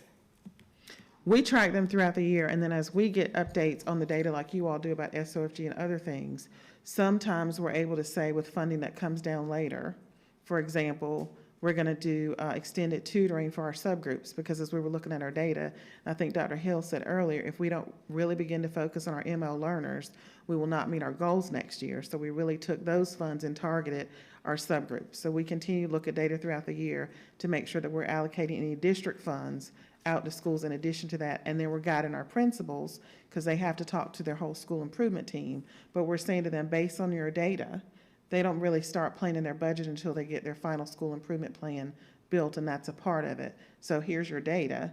Are you using your funds to create the best strategy for your school? And then we do the same at the district. Thank you. What's your ranking? Just for clarity, I know we keep talking about subgroups, but these dollars aren't focused on subgroups. These dollars are focused on, I guess, the socioeconomic status, you could say, of that, because it's based on the formula. It's not saying, oh, how many number of students do you have in this particular subgroup? It's based on a formula on the income levels of the students at the schools. Is that correct? Both are correct, because when you talk about the designations for CSI, it focuses on subgroups. So they focus on, so for example, trying to find the one that talks about, one talks about specifically graduation rate, for example, if you're lower than 66%. Then it also talks about other subgroups to make sure that we're meeting the goals, because the federal government expects us to meet our goals for the district and for the school, but also, as you all have talked about, closing achievement gaps for students. So some of the funds are allocated based on deficiencies in subgroup data. In this form, I should have been more specific. I was really talking about In Title I, you're funds. correct. I'm not talking about this. In Title I funds, it's based on the poverty rate of the Based on school. the poverty rate of the school. Yes, sir. Not That the is correct. subgroups. That's correct. And then on the other slide, the monies were, you were showing by the number of positions. Let's This first see. slide. Yes, it's showing, it's showing the number of positions. First part is, how the dollars are spent, are those determined by the principal when it comes to Title I only, I'm talking about? And is that monitored by the district? So How those are spent? So $30 million of the $48 million is given directly to the schools to work with their school improvement team based on their comprehensive needs assessment. So first they do a needs assessment to determine, based on their data, based on their strategy, how do they need to leverage these dollars. They go to their team, they get agreement, and they submit that plan. And then our federal programs department works with them to make sure it's allowable, that it can be approved, and that it's feasible. And then the rest of the money goes to the district set-asides that we talked about. Find that slide. So the rest of the dollars go to things like pre-kindergarten services and other things to support the district. The investment in excellence to our lowest performing Title I schools, and then the Math 1 Excellence bonus as well. Thank you. Any other questions? All right, thank you. This will be set for board action June the 9th. June the 9th. Yes, ma'am. Thank you. All right. Now,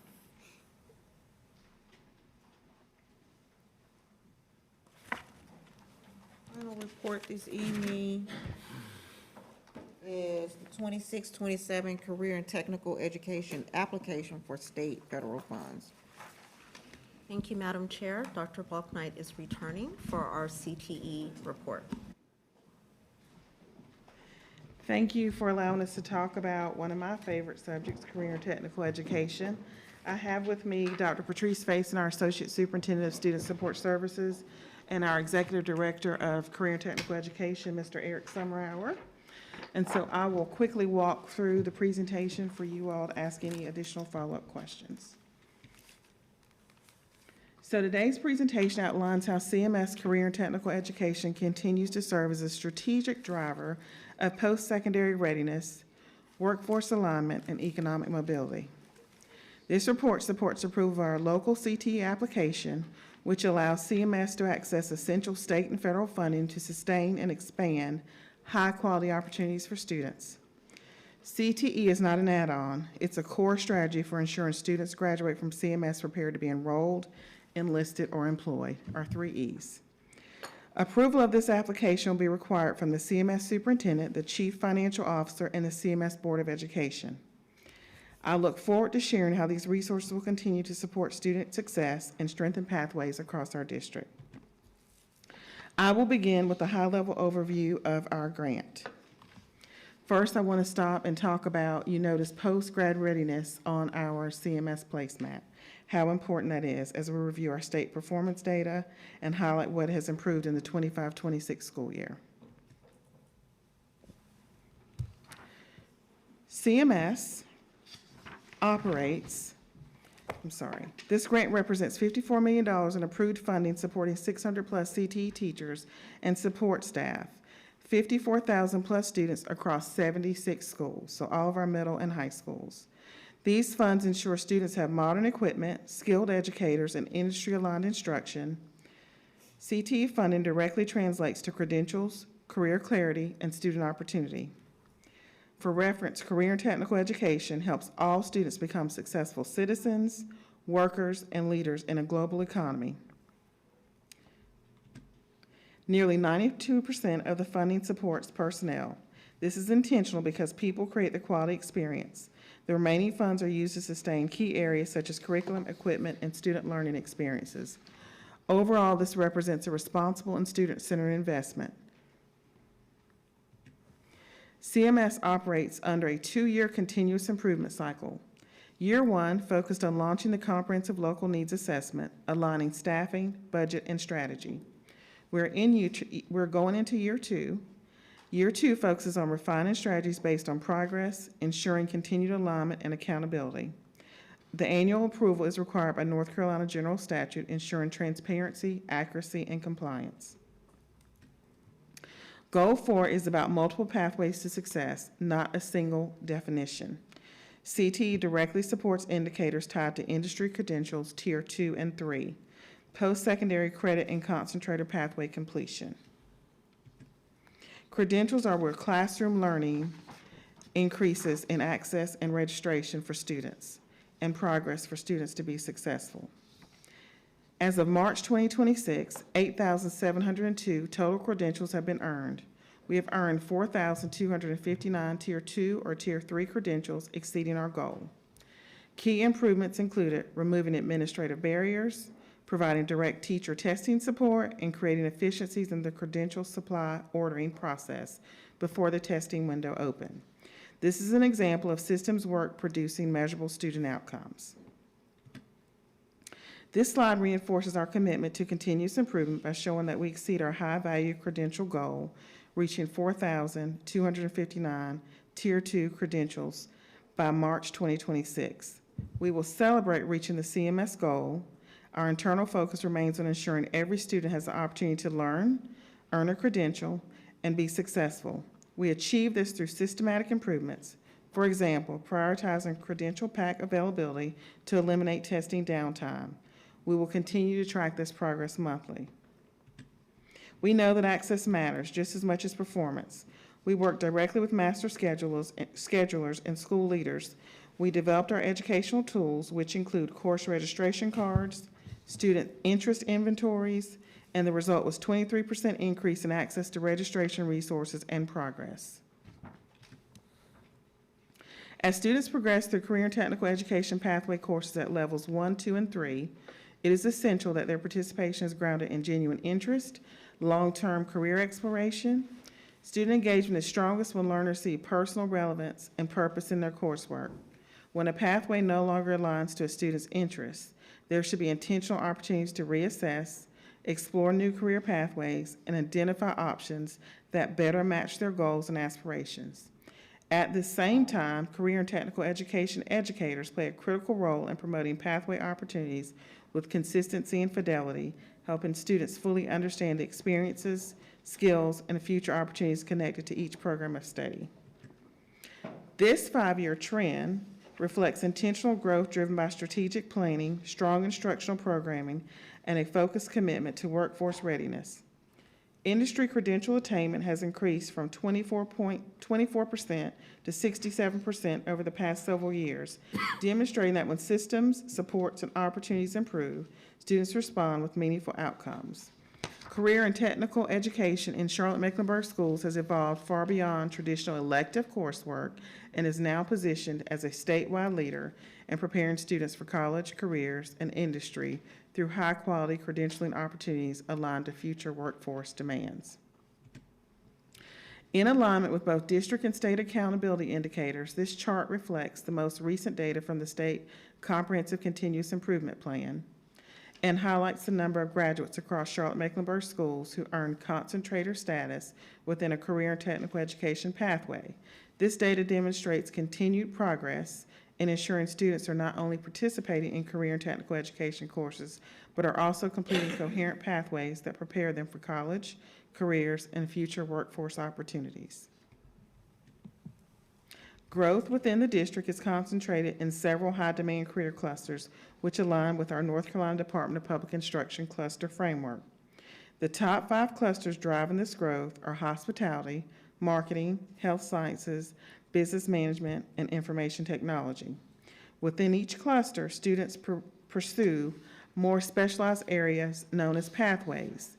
These pathways function as branches of the cluster, allowing students to deepen their focus and achieve concentrator status.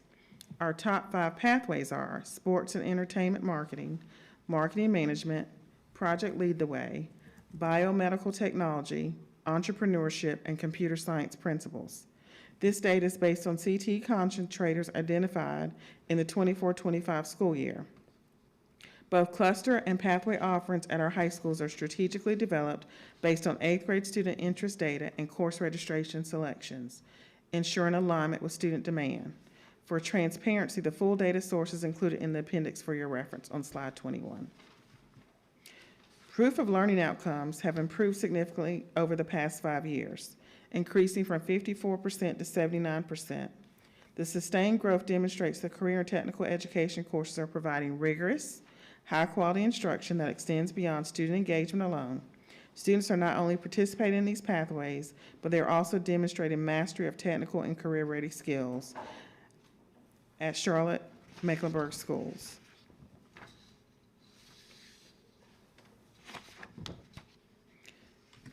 More than 97% of our career and technical education pathway completers are enrolled, enlisted, or employed within 1 year of graduation, making this one of the clearest indicators of long-term student impact and workforce readiness.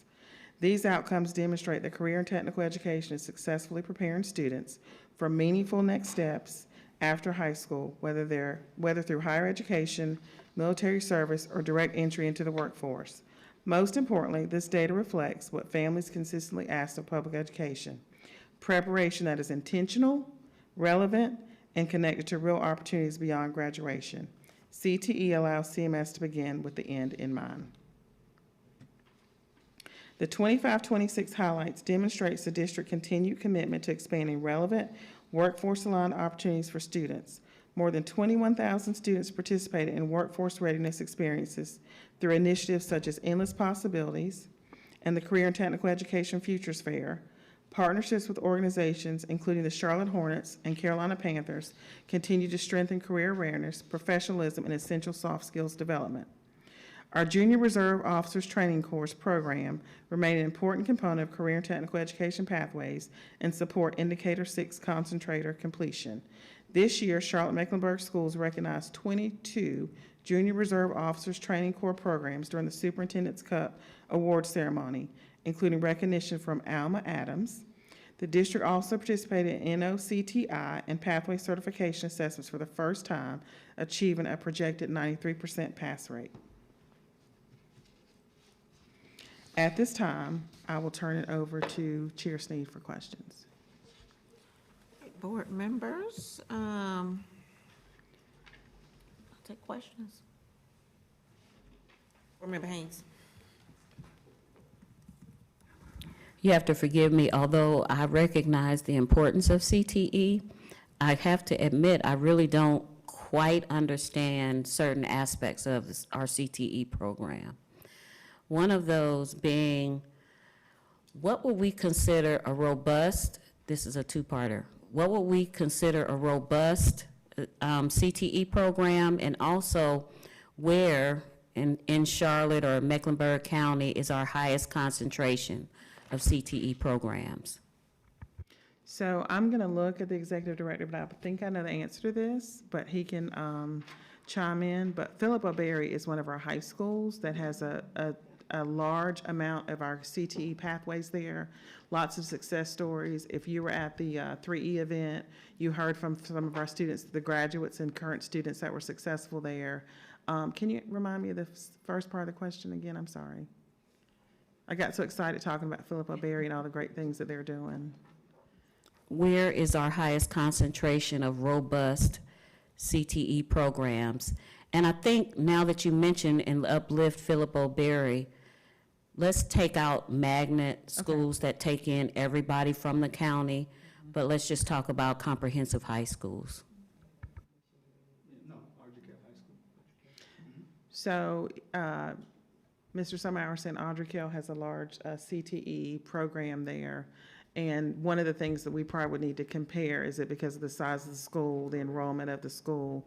And one of the things that we've talked about in previous is that we know that we want to continue to separate, to your point, program choice from CTE, because this is for all kids, and increase the number of offerings at each school. So I get the number of students, but I think I'm not making the connection between, in other words, let's say West Charlotte has 2,000 students. There's a robust program there. There's 6 programs. Audrey Kell has 3,000. Yes. There's a robust program. There's 6. So I'm not really equating the number of students to the robustness of the program, if that makes sense. Sure. Good evening, how are you? So let's go to North Mecklenburg High School. North Mecklenburg High School has a few different culinary programs, a few different auto programs in which a lot of students are enrolled throughout the year, and they've gained traction every single year. So North Mecklenburg probably has around about 2,300 students, and so they have about 10 business education teachers, they have about 3 culinary educators teachers, and they also have 2 auto instructors there. So if you look at the size of the school compared to the number of CTE programs that they have, I think North Mecklenburg will be a great example for your robust programs, because they're growing every year compared to the size of the school and the number of CTE teachers they have compared to their core allotment teachers as well. Hope that answers your question. Well, not quite, but that's okay. That's all right. This is No, on the spot, so it's okay. Follow-up question. What I'm trying to understand is, members of the community have expressed concern around just what you said, that there's a lot of CTE programs at Audrey Kell, but perhaps a school like Harding might really need more CTE programs, as that school has been stripped of its IB program, stripped of the many programs that made it a wonderful school. Maybe there's an opportunity to bring a robust CTE program to help that school to kind of rebound from some things that we've taken away. And then also, we know that many children in that particular, this is just an example, in that particular school area where they don't require transportation, that they need to have some other options besides college. Absolutely. You want to speak to the 6 pathways? You want me to? So one of the things that we're looking to explore throughout the district, of course, in our transportation zones, is ensuring that every high school has opportunity to 6 pathways. North Mecklenburg, as I mentioned earlier, has about 13 or 14 different pathways. Harding, as you mentioned, has about 7 pathways. So we're looking to build based off those student interests and need in the school, not just based off the ADM in the school, because Harding has about 1,800 students in the school, but we're also looking at student interest. So if a student is looking for an interested pathway that they don't have in the school, we're trying to see, based off student interest surveys, things, college and career readiness that we can offer through Citrus Piedmont, what we can offer to support those kids in the school with the pathways that we have. Usually our allotments are kind of tied to the ADM in the school, but we're trying to tie things that are student-centric focused within our high schools throughout Charlotte-Mecklenburg schools. One more. Please. It'll be quick. Okay, go ahead. Okay, so with that, I'll be very interested in knowing what the community engagement is around that, and particularly in particular in District 2. I'm definitely going to want to be a part of that process. Thank you. So, as we talked about earlier, so with federal funds, one of the ways that we have to set the pathways up, as Mr. Summerhour said, it's not so much outward community engagement as much as it is the interest inventories that we do with the students. We also work with our, like Charlotte Works and other agencies in the community to look at the job forecast to make sure that if we build out a pathway for a school, that there is a job opportunity for the students and internships at the end. We can't necessarily, we have to get the interest of the students and connect it to the job market forecast. But to your point, that's what we're doing. We talked about in 27, 28, which is why we said we were separating CTE away from program choice, because those oftentimes would get confused and families thought that they did not have access to CTE. And it is a right of every child in 612 to have access to CTE programming. And even those kids going to college or going to work or to the military, there's a pathway for all kids. So we want all of our families to be aware. So we will do engagement around awareness, and we certainly will reach out and get support from our board with that as well. Vice Chair Rankin? Do we still have the engineering CTE program in any of the schools here in Charlotte-Mecklenburg schools? Yes, Engineering. I know that we have engineering at UNC Charlotte, and then we Well, also not have. UNC Charlotte. I'm like at a comprehensive high school. But we have the Project Lead the Way, right. Yes, sir. Yes. What schools do we know, have an idea what schools are? Because I know, the only reason I'm asking is, it was at Hopewell High School, my daughter participated, but then it was, not removed, but it's not there anymore. I didn't know if there was opportunities anywhere.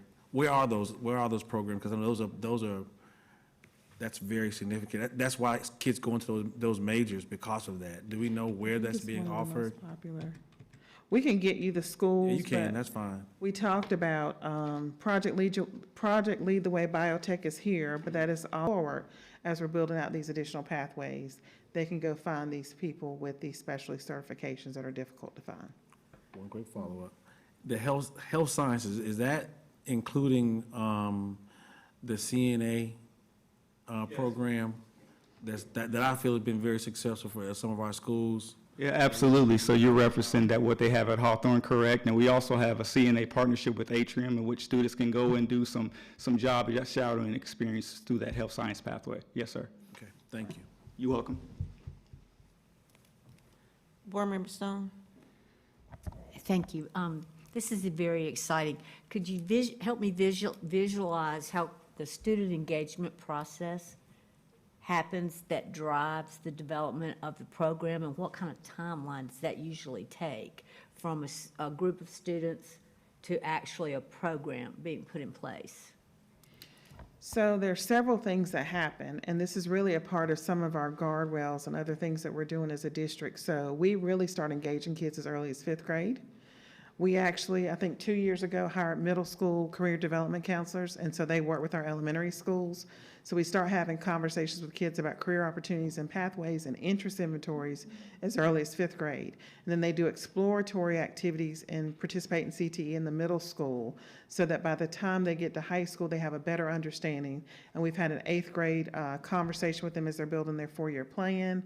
We also use a platform called Naviance that sort of codifies all that for the students, so that when they get into high school, we can track and have conversations with them about, if you start in a health pathway, let's take the second layer of the pathway so that you can get some certifications, excuse me, and some credentials. And even if you're thinking, I'm just going to college, I'm not going to work just yet, we also work to educate them on all of those things so that when they get to high school, they understand that that's for all kids and not just for a certain type of child. Thanks. Can I ask a follow-up? Then throughout the student engagement, starting at 5th grade moving forward, how many programs, can you even say, how many programs you might have developed based off of what students identified as a path they would like to pursue? So it's a combination of, there are 16 clusters? No, we have, yeah, so we have, do you mind if I answer that question? Sure. Thank you, sorry. So we have 32 pathways. Within those pathways and those student interests, once we gauge the interest of the student, what they like to do, then we follow up with student services and our CTE coordinators in the middle schools and high schools to engage their interest in their pathways. A lot of that, as Dr. Baldnight mentioned, is marketing in the schools. What does a CTE program look in the school? How is that educator or those career coordinators in the school marketing that program? How is it interested to students? A lot of students talk through word of mouth. If, hey, we just went to an amazing event, we want to learn more about it. And in our feedback surveys that we have in our middle schools and our high schools, we ask our students specifically, what did you like about this event? What didn't you like about this event? How would you like to follow up with the event? So the feedback that we get throughout the year is valuable in our planning process moving forward. So it happens quickly, then, is what you're saying? Yeah. Okay, Yeah. thanks. All right. All right, I have 3 questions. I'm looking at slide 15. Can you help me understand, because I'm trying to understand CTE is being separated as program choice because the new model is this will be available in there should be meaningful CTE pathways in every high school. That's correct. Yes, okay. So how do you determine, so I know you talked about the student interest, and this is because of the federal requirements, the student interest and balance what is in the job market for this area, correct? Correct. That's how you determine the top 5 clusters? So that means each of these clusters should be available in each school? So the pathways speak to the interest of the students. The clusters speak to, so basically there's several things in one cluster. So the top 5 clusters may encompass several different things. And so we're just listing, these are the top 5 that have the most interest and the most available jobs. And then the specific pathways are parts of the cluster. And those are specific things that kids, like lots of kids have lots of interest in entrepreneurship.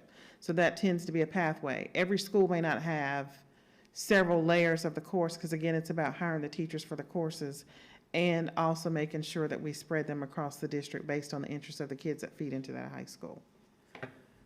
Okay, how do you, well, I have more than 3 questions, but how do you tie this with these pathways to ensure that they are, that is gainful employment, that is their affordable wage pathways?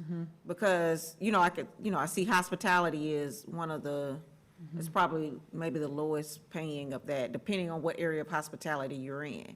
So how do you is there consideration for that alignment? So one of the things that we've actually started building out, and that's an excellent question, and we work with Charlotte Works and other agencies, but one of the things that we're also doing is we're building out layers. So to your point, there are 3 jobs. If you have sports and entertainment marketing at your school and you have a pathway of that, we would list out, here are 3 or 4 jobs. If you're going straight to work, here's the job and here's the salary.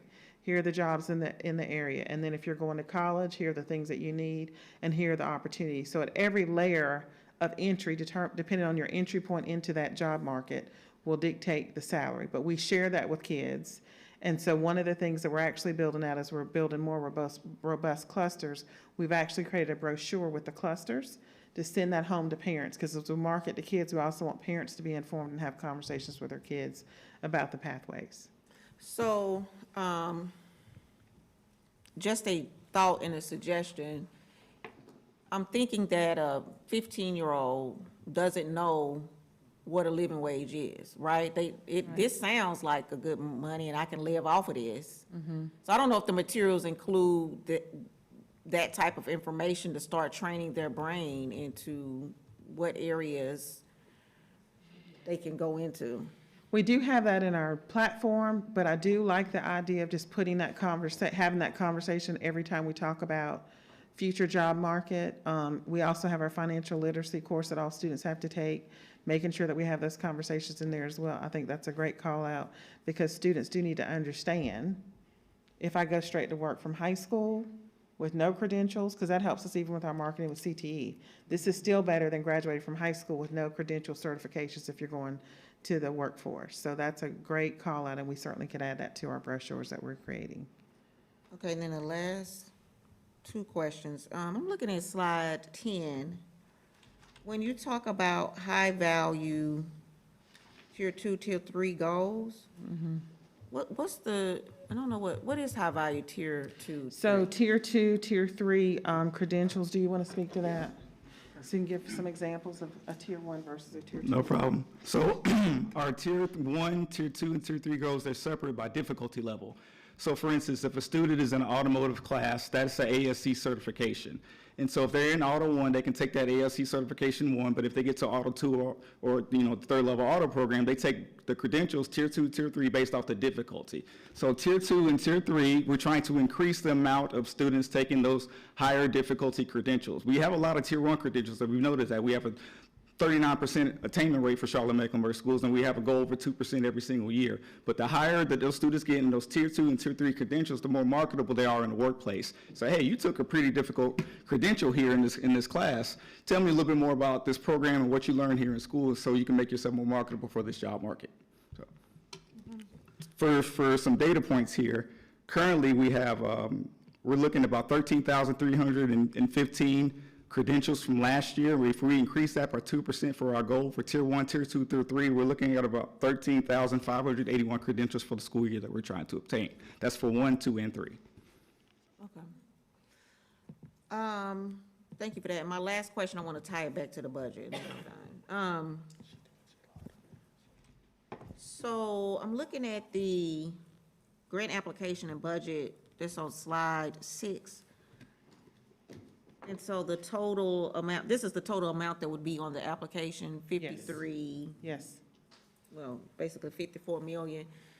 What are is there a limitation based on the population of school? Like, why is it not 100 million or 25? You get what I'm saying? Like, how do we get our up in this federal spot? allocation? The state has a funding formula, and this is how we get our allocation. I don't know that if Chief Klutz has any additional information about the CTE allocation. Oh, she's not here. She said no, she's right there, she said no. Okay. So I just want to understand, so the state determines how much They can be do. applied for? Yes. And They that's give us ba- our planning budget. So basically, they set the amount we're eligible to receive. That's based on student population? I'm just curious. Let us get back to Okay. you on the funding formula. And then also, is there, I said that was my last question, but it's still budget related. My last question is, I see that when you have Fund 17, under new programs and improvement, it's for field trips, events, endless possibilities, future fair. Is there an opportunity to, if there's opportunity for funding for internships, meaning that essentially, it's almost like and I don't want to say, like a similar model to the mayor's youth employment program, that maybe that if we partnered and there's a salary share or something like that to encourage more opportunities for students to get real work experience, but the dollar amount that they would have to pay the students would be a barrier. We actually have students that work for us in our facilities, on our facilities team, and it's been a little bit of a challenge just because sometimes depending on the things that you're doing with the internship, you have to be a certain age. We can continue to explore that. We do actually support the Mayor's Youth Program. So that's something, we actually offset some costs for kids that do internships outside of CMS now. So we could certainly explore that. Because our goal is to increase internships every year for our kids. That's a goal. And so the short answer is it's permissible to use these dollars for that purpose. Very regulated, so we'd have to get very specific about how we can use the dollars. Okay. All right, thank you. You spoke something. I did spark some. Rankin, I'm just gonna go down the line. Rankin, Witherspoon, and Haynes. Mine is brief. Do we have any CTE pathways that, as students graduate, they can come back and work for the district? I know that we were working on HVAC, and so I would say that if they are eligible for employment, we would be the first to hire them. I don't know if we have any that have come back quickly, but we have some that come back later. We actually have some student interns that are working with us this summer that went through some of our high schools and are interning with us this summer. Is that through the ROC program or something, or? Actually, just as in partnership, as a part of our Endless Possibilities Fair, we're working with some of our students that have come back to support them in their internship opportunities. But we don't have any pathways right now, but we're just working on it? Teaching as a profession, so that takes a minute for Oh, wait a them. minute. No. Yes, I know teaching as a profession, but they have to go to college. I mean directly, as they graduate, because everyone's may not. So we do have some HVAC programs. I'm just not sure, and we'd have to get Mr. Okay, that's Chief Ivy to fine. maybe get the data, because we were intentional about trying to connect our HVAC students and our electrical trade students to our operations team. Okay, thank you. Dr. Witherspoon?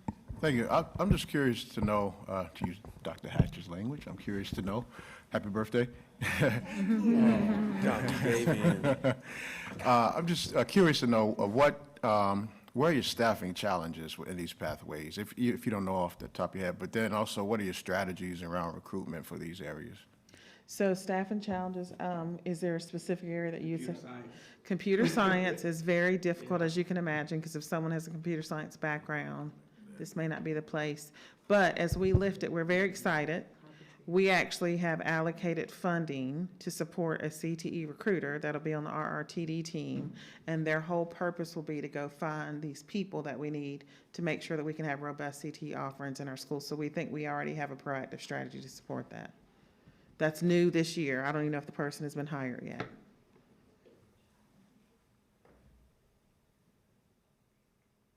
So going back to the slide where you have the clusters and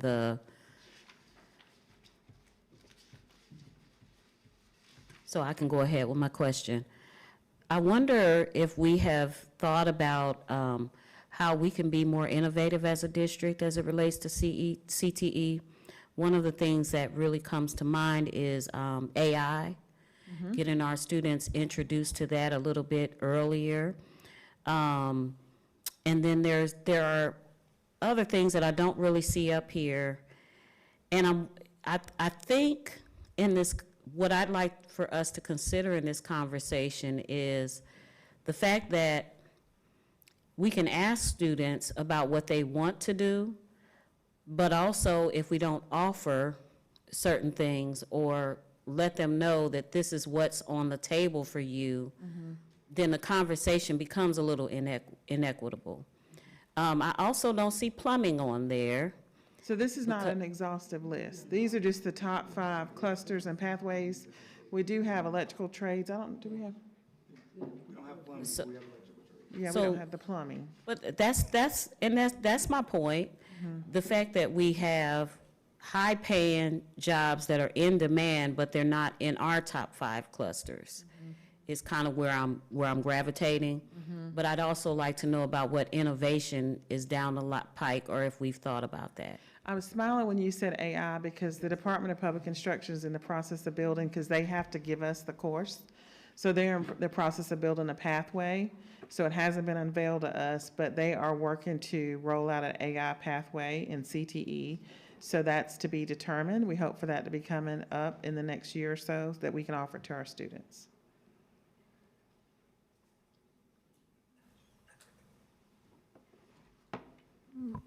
Okay, I think that is it. It's I do want to piggyback for a moment on what Board Member Haynes is mentioning. It just sparked my thoughts about making sure, even if it's not in this pathway, not on here, and I don't even know how you would capture that and that it'd be meaningful to students, but I met someone a few months ago, and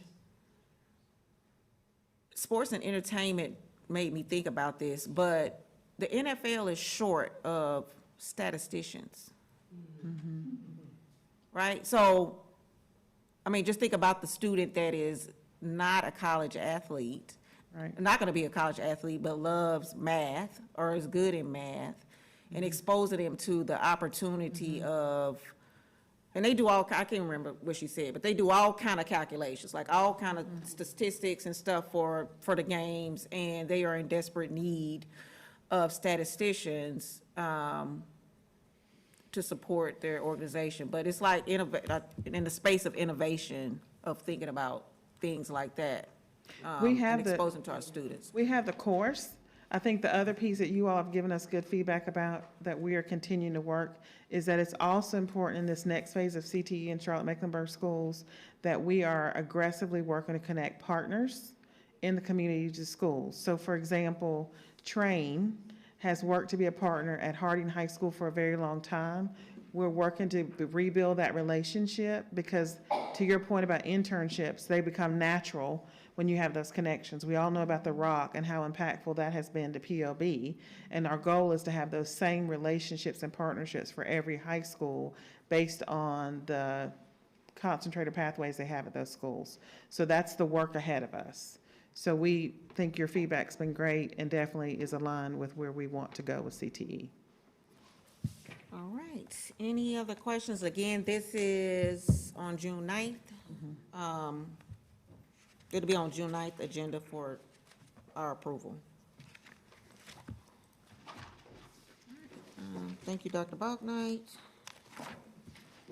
Next, we have the superintendent's report. Thank you, Madam Chair, members of the board. Last week, our athletics department hosted our annual athletic gala, which was planned and produced by our Student Athlete Advisory Council. Students were honored and celebrated for their leadership, not just in their respective sports, but in the area of academics, community, and leadership with their peers. We'd like to say a very special thank you to Dr. Erica Turner, as well as Tamara Satterfield for inspiring students and providing the opportunity for them to lead. Graduation season for the class of 2026 begins this week on Thursday, May 28th. We are very excited to celebrate the senior classes of Central Piedmont, Charlotte Teacher, and Charlotte Engineering Early Colleges, as well as Levine, Marrankis, Cato, and Harper Middle Colleges later this week. Please visit our district website for more information. We'd like to say a very special congratulations to our students, teachers, school and district leaders, as well as our Board of Education. Charlotte-Mecklenburg Schools recently received recognition from 2 national studies. The Center for Public Research and Leadership recognized CMS as a premier example of how a large, complex school district can successfully deliver results in its All Systems Go case study. Our practices are being lifted up as models for districts across the country for helping ensure high-quality instruction, consistency, and continuous improvement at scale. You can read the complete case study at our district website. I'd like to thank Dr. Schroeder for her work with Columbia University with this report. Additionally, the Education Scorecard, which is a national resource collaboration from the Center of Education Policy Research at Harvard University, the Educational Opportunity Project at Stanford University, and faculty at Dartmouth College named Charlotte-Mecklenburg Schools as a national leader in academic recovery and growth. The study reviewed data from 2022 through 2025 and highlighted the following: exceptional literacy rebound. CMS ranks in the 86th percentile nationally for its reading growth since 2022. Strong mathematical gains. The district's math improvement trend outpaced that of the vast majority of the country, placing it in the 82nd percentile nationwide. Bridging the gap, students who have historically faced the most challenges are making the quickest progress. In fact, students from lower income backgrounds are improving their skills by an extra 20% of a grade level each year. And outperforming peer districts. CMS's upward trajectory outpaced the average growth of its most similar peer districts across the country in both reading and mathematics. On May 13th, CMS Technology Services held its third annual AI Data Privacy Summit. This year's theme was From Learning to Leading with Artificial Intelligence. The event brought together a cross-section of community members, students, parents, Board of Education members, and school district leaders. Discussions focused on the Superintendent's AI Advisory Council exists to advance economic mobility by aligning K-12 learning with regional workforce demands and equipping every student to confidently pursue their post-secondary pathway in a rapidly evolving world. We'd like to say congratulations to Carrie Sargent, who is our School Psychologist of the Year. She is at West Charlotte High School. Congratulations. Last week, we celebrated our newest retirees at our Legacy of Service event. We celebrated teammates with 5 to 45 years of service. Congratulations to our retirees, and thank you for your dedicated service to Charlotte-Mecklenburg schools. Finally, our partnership team hosted its inaugural Partner Impact Awards on May 21st.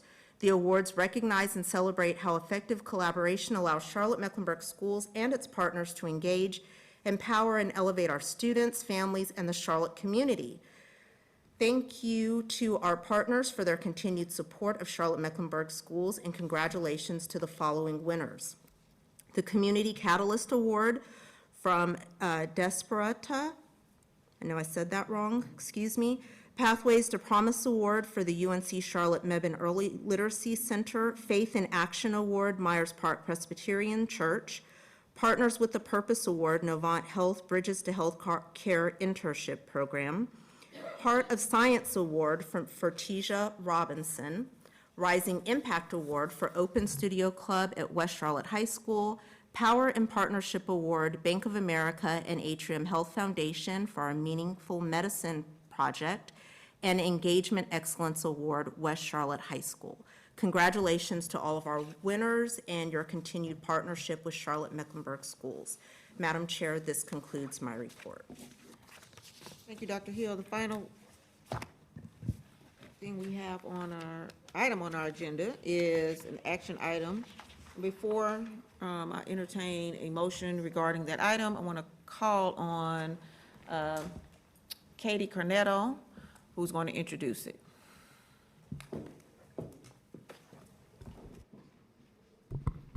I'm sorry, and Amanda's joining as well.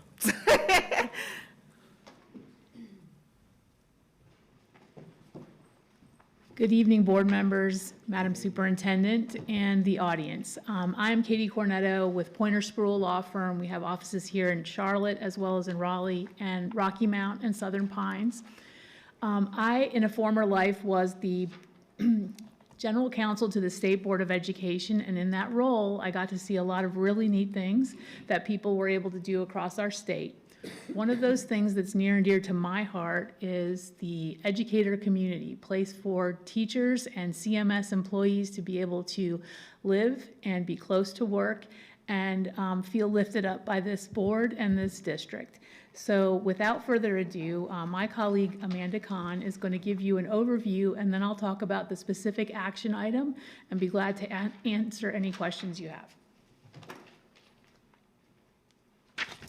Good evening. Thank you for having me. Amanda Kahn, Executive Director of Retention and Rewards in our Recruitment, Retention, and Talent Development Division in CMS. And I'm excited to share some of the work that we've been putting together on this. So I'll just start by saying this project is rooted in your guardrail 4 around making sure that we have high-quality teachers for all of our students and in people excellence. What does people excellence mean? It means that we want to be the top place to work in Charlotte, as voted on by our employees and recognized both locally and nationally. To do that, we have to focus on teachers and educators at all stages of the life cycle. From the very beginning, where we work to attract and recruit our teachers, bring them in and onboard them, develop them throughout their careers, and retain and promote them. So we like to say our job is to be obsessed with teachers from beginning to end. And you can see up here a few of the different strategies that we've put in place around this.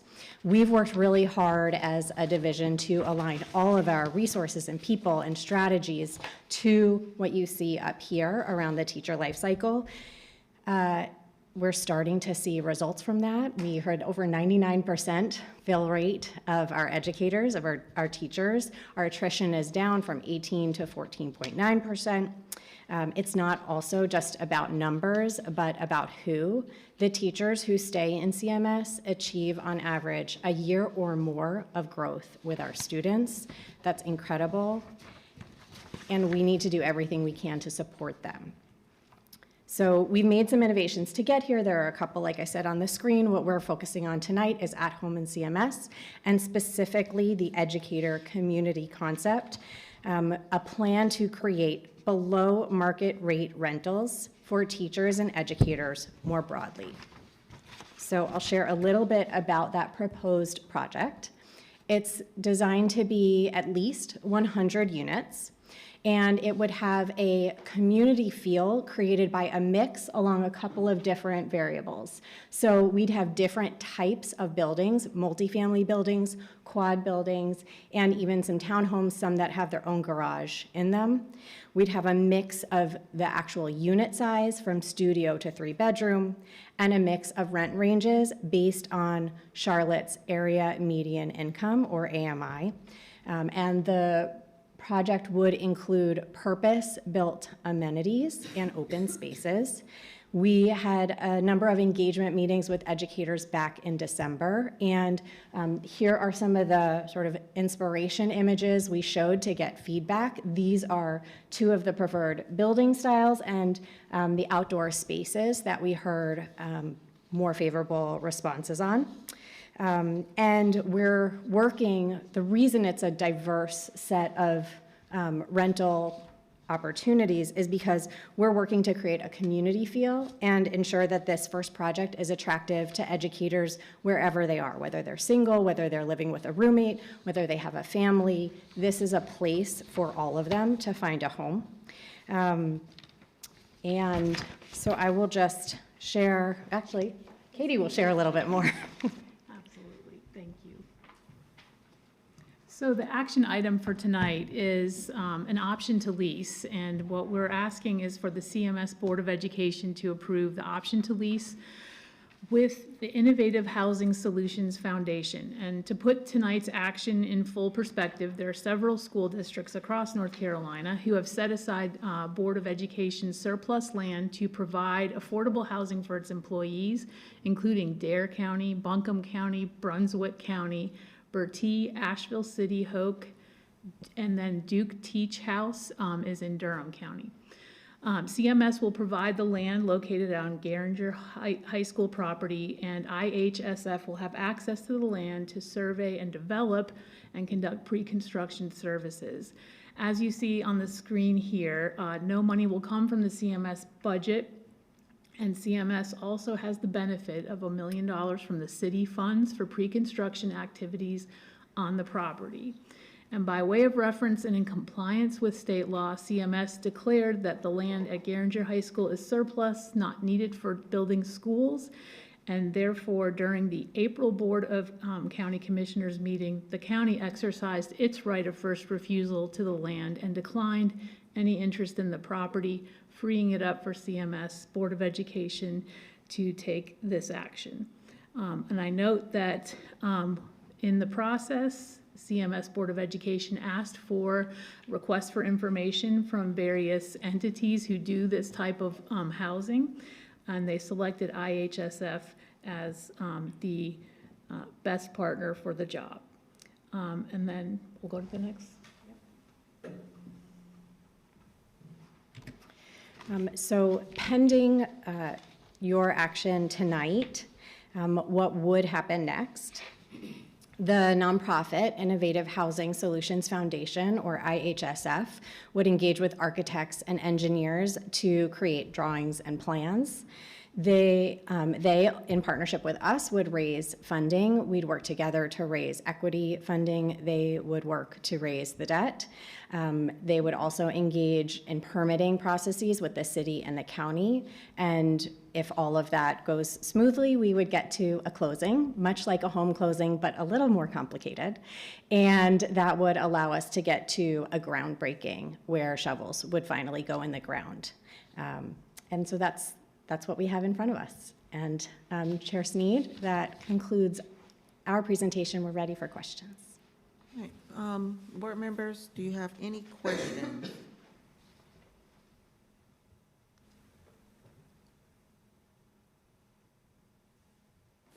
Nothing? No. No. I'll just reserve my comments during the motion. So then I think we're ready for the motion. I don't know who has it. Me. Okay. All right. Madam Chair, I move to approve the option to lease agreement with Innovative Housing Solutions Foundation. Second. It's been moved, properly moved by London, second by Rankin. Board Member London, would you like to speak to your motion? Just briefly. So I believe this is important because our educators and staff are the foundation of this district. And if we want to recruit and retain high-quality educators and employees, we have to support them beyond the classroom as well. And housing affordability is a real issue in Charlotte-Mecklenburg, and while continuing to advocate for higher pay, this is an innovative way to invest in the people who show up every single day for our students and families. All right, any other comments? Board Member Monterey Duval. Thank you. I just want to acknowledge some of the messages I've gotten from educators in Garinger and their concerns. And I want to first say that I hear you. I also want to say that we can address both things at the same time. And, things about, some of the feedback I've gotten regarding fixing things in the building, all that kind of stuff, that still can be done. That doesn't mean that one thing is going to take away from the other. So I ask that you have an open mind and that you reach out to, the board if you feel comfortable, whoever it may be, to make sure that your voice is being heard. But I just wanted to acknowledge that because I got a couple of emails overnight, so I just wanted to make sure that it was acknowledged. Thank you. Board Member Haynes. In addition to what Board Member Monterey Duval just lifted, I think it's important for educators to understand that raises, teacher pay, that sort of a thing really is separate in the way of what we're eligible to do as a school system. We have fought hard and we have advocated for the things that have been lifted up and the messages that I've received. And also, I just want people to understand that this is a both and kind of a situation. We chose as a board to not to do anything. This is a start to something. We know what our limitations are as far as teacher pay. And so what we wanted to do was take the feedback that we got before I became a board member, to do something about our housing crisis in general, and I'm very thankful that teachers are going to benefit from this. Thank you. Board Member Stone. Just to pile on with the other two board members that have previously spoken, I just want to reassure that this is not going to stop the effort to advocate in Raleigh for increased teacher pay, for us to advocate consistently to improve voter turnout, which will get us to teacher pay increases. And I think it's a great opportunity for us as a district and for the people who work so hard for our kids. Thanks. Vice Chair Rankin. First, I want to say thank you to our recruitment and retention team. This has been a long time, a lot of hard work, and a lot of dedication. This is not easy, a lot of meetings, so I appreciate your dedication to this. Secondly, this is very innovative, this is new. I just think this is just the start, the beginning to something that could be bigger. This is not something I think that can fix, the housing crisis that we have in Charlotte, but it's something that can contribute and just show that teachers, we appreciate you, we thank you, and hopefully this could be the start of something new and innovative that can continue to grow and grow, that we can continue to retain teachers in our district. So thank you for all your hard work. All right. I will say that this is certainly a moment to show that we're doing our part. In the recruitment, Amanda may have to correct me, I think the affordability for a one-bedroom apartment in Charlotte is $63,000? It's about 61 to 6, I think when we started talking about this, it was 61, and then it's gone up to $63,000. That's how much you need to make in order to afford a one-bedroom apartment in Charlotte. Our starting teacher pay is $48,000, about $48,000. That's a huge gap. And it is a crisis here in Charlotte. And all entities are leaning in from the sense of the city of Charlotte is leaning in doing their part to address the affordable housing crisis and has supported this effort. Mecklenburg County is also taking on the charge of affordable housing as well. They particularly are focusing a lot on seniors. And we are starting to do our part as well by focusing on our educators. Unfortunately, we can't, there is opportunity for joint efforts in the future. This is a pilot project, so it's not going to be perfect. The process is not going to be perfect, but what we can say is the right spirit is in place to support our educators and our CMS staff in order to be able to make sure that they have a great place to work and live. When we talk about housing, a lot of times it is, you're thinking old school 1980s housing projects. That's not what this is. That's why Amanda put those pictures up there. These are housing that the requirement of this board is that housing that we would live in, that we would want to put our siblings in, that we would want our children to live in. And it is going to be executed with excellence.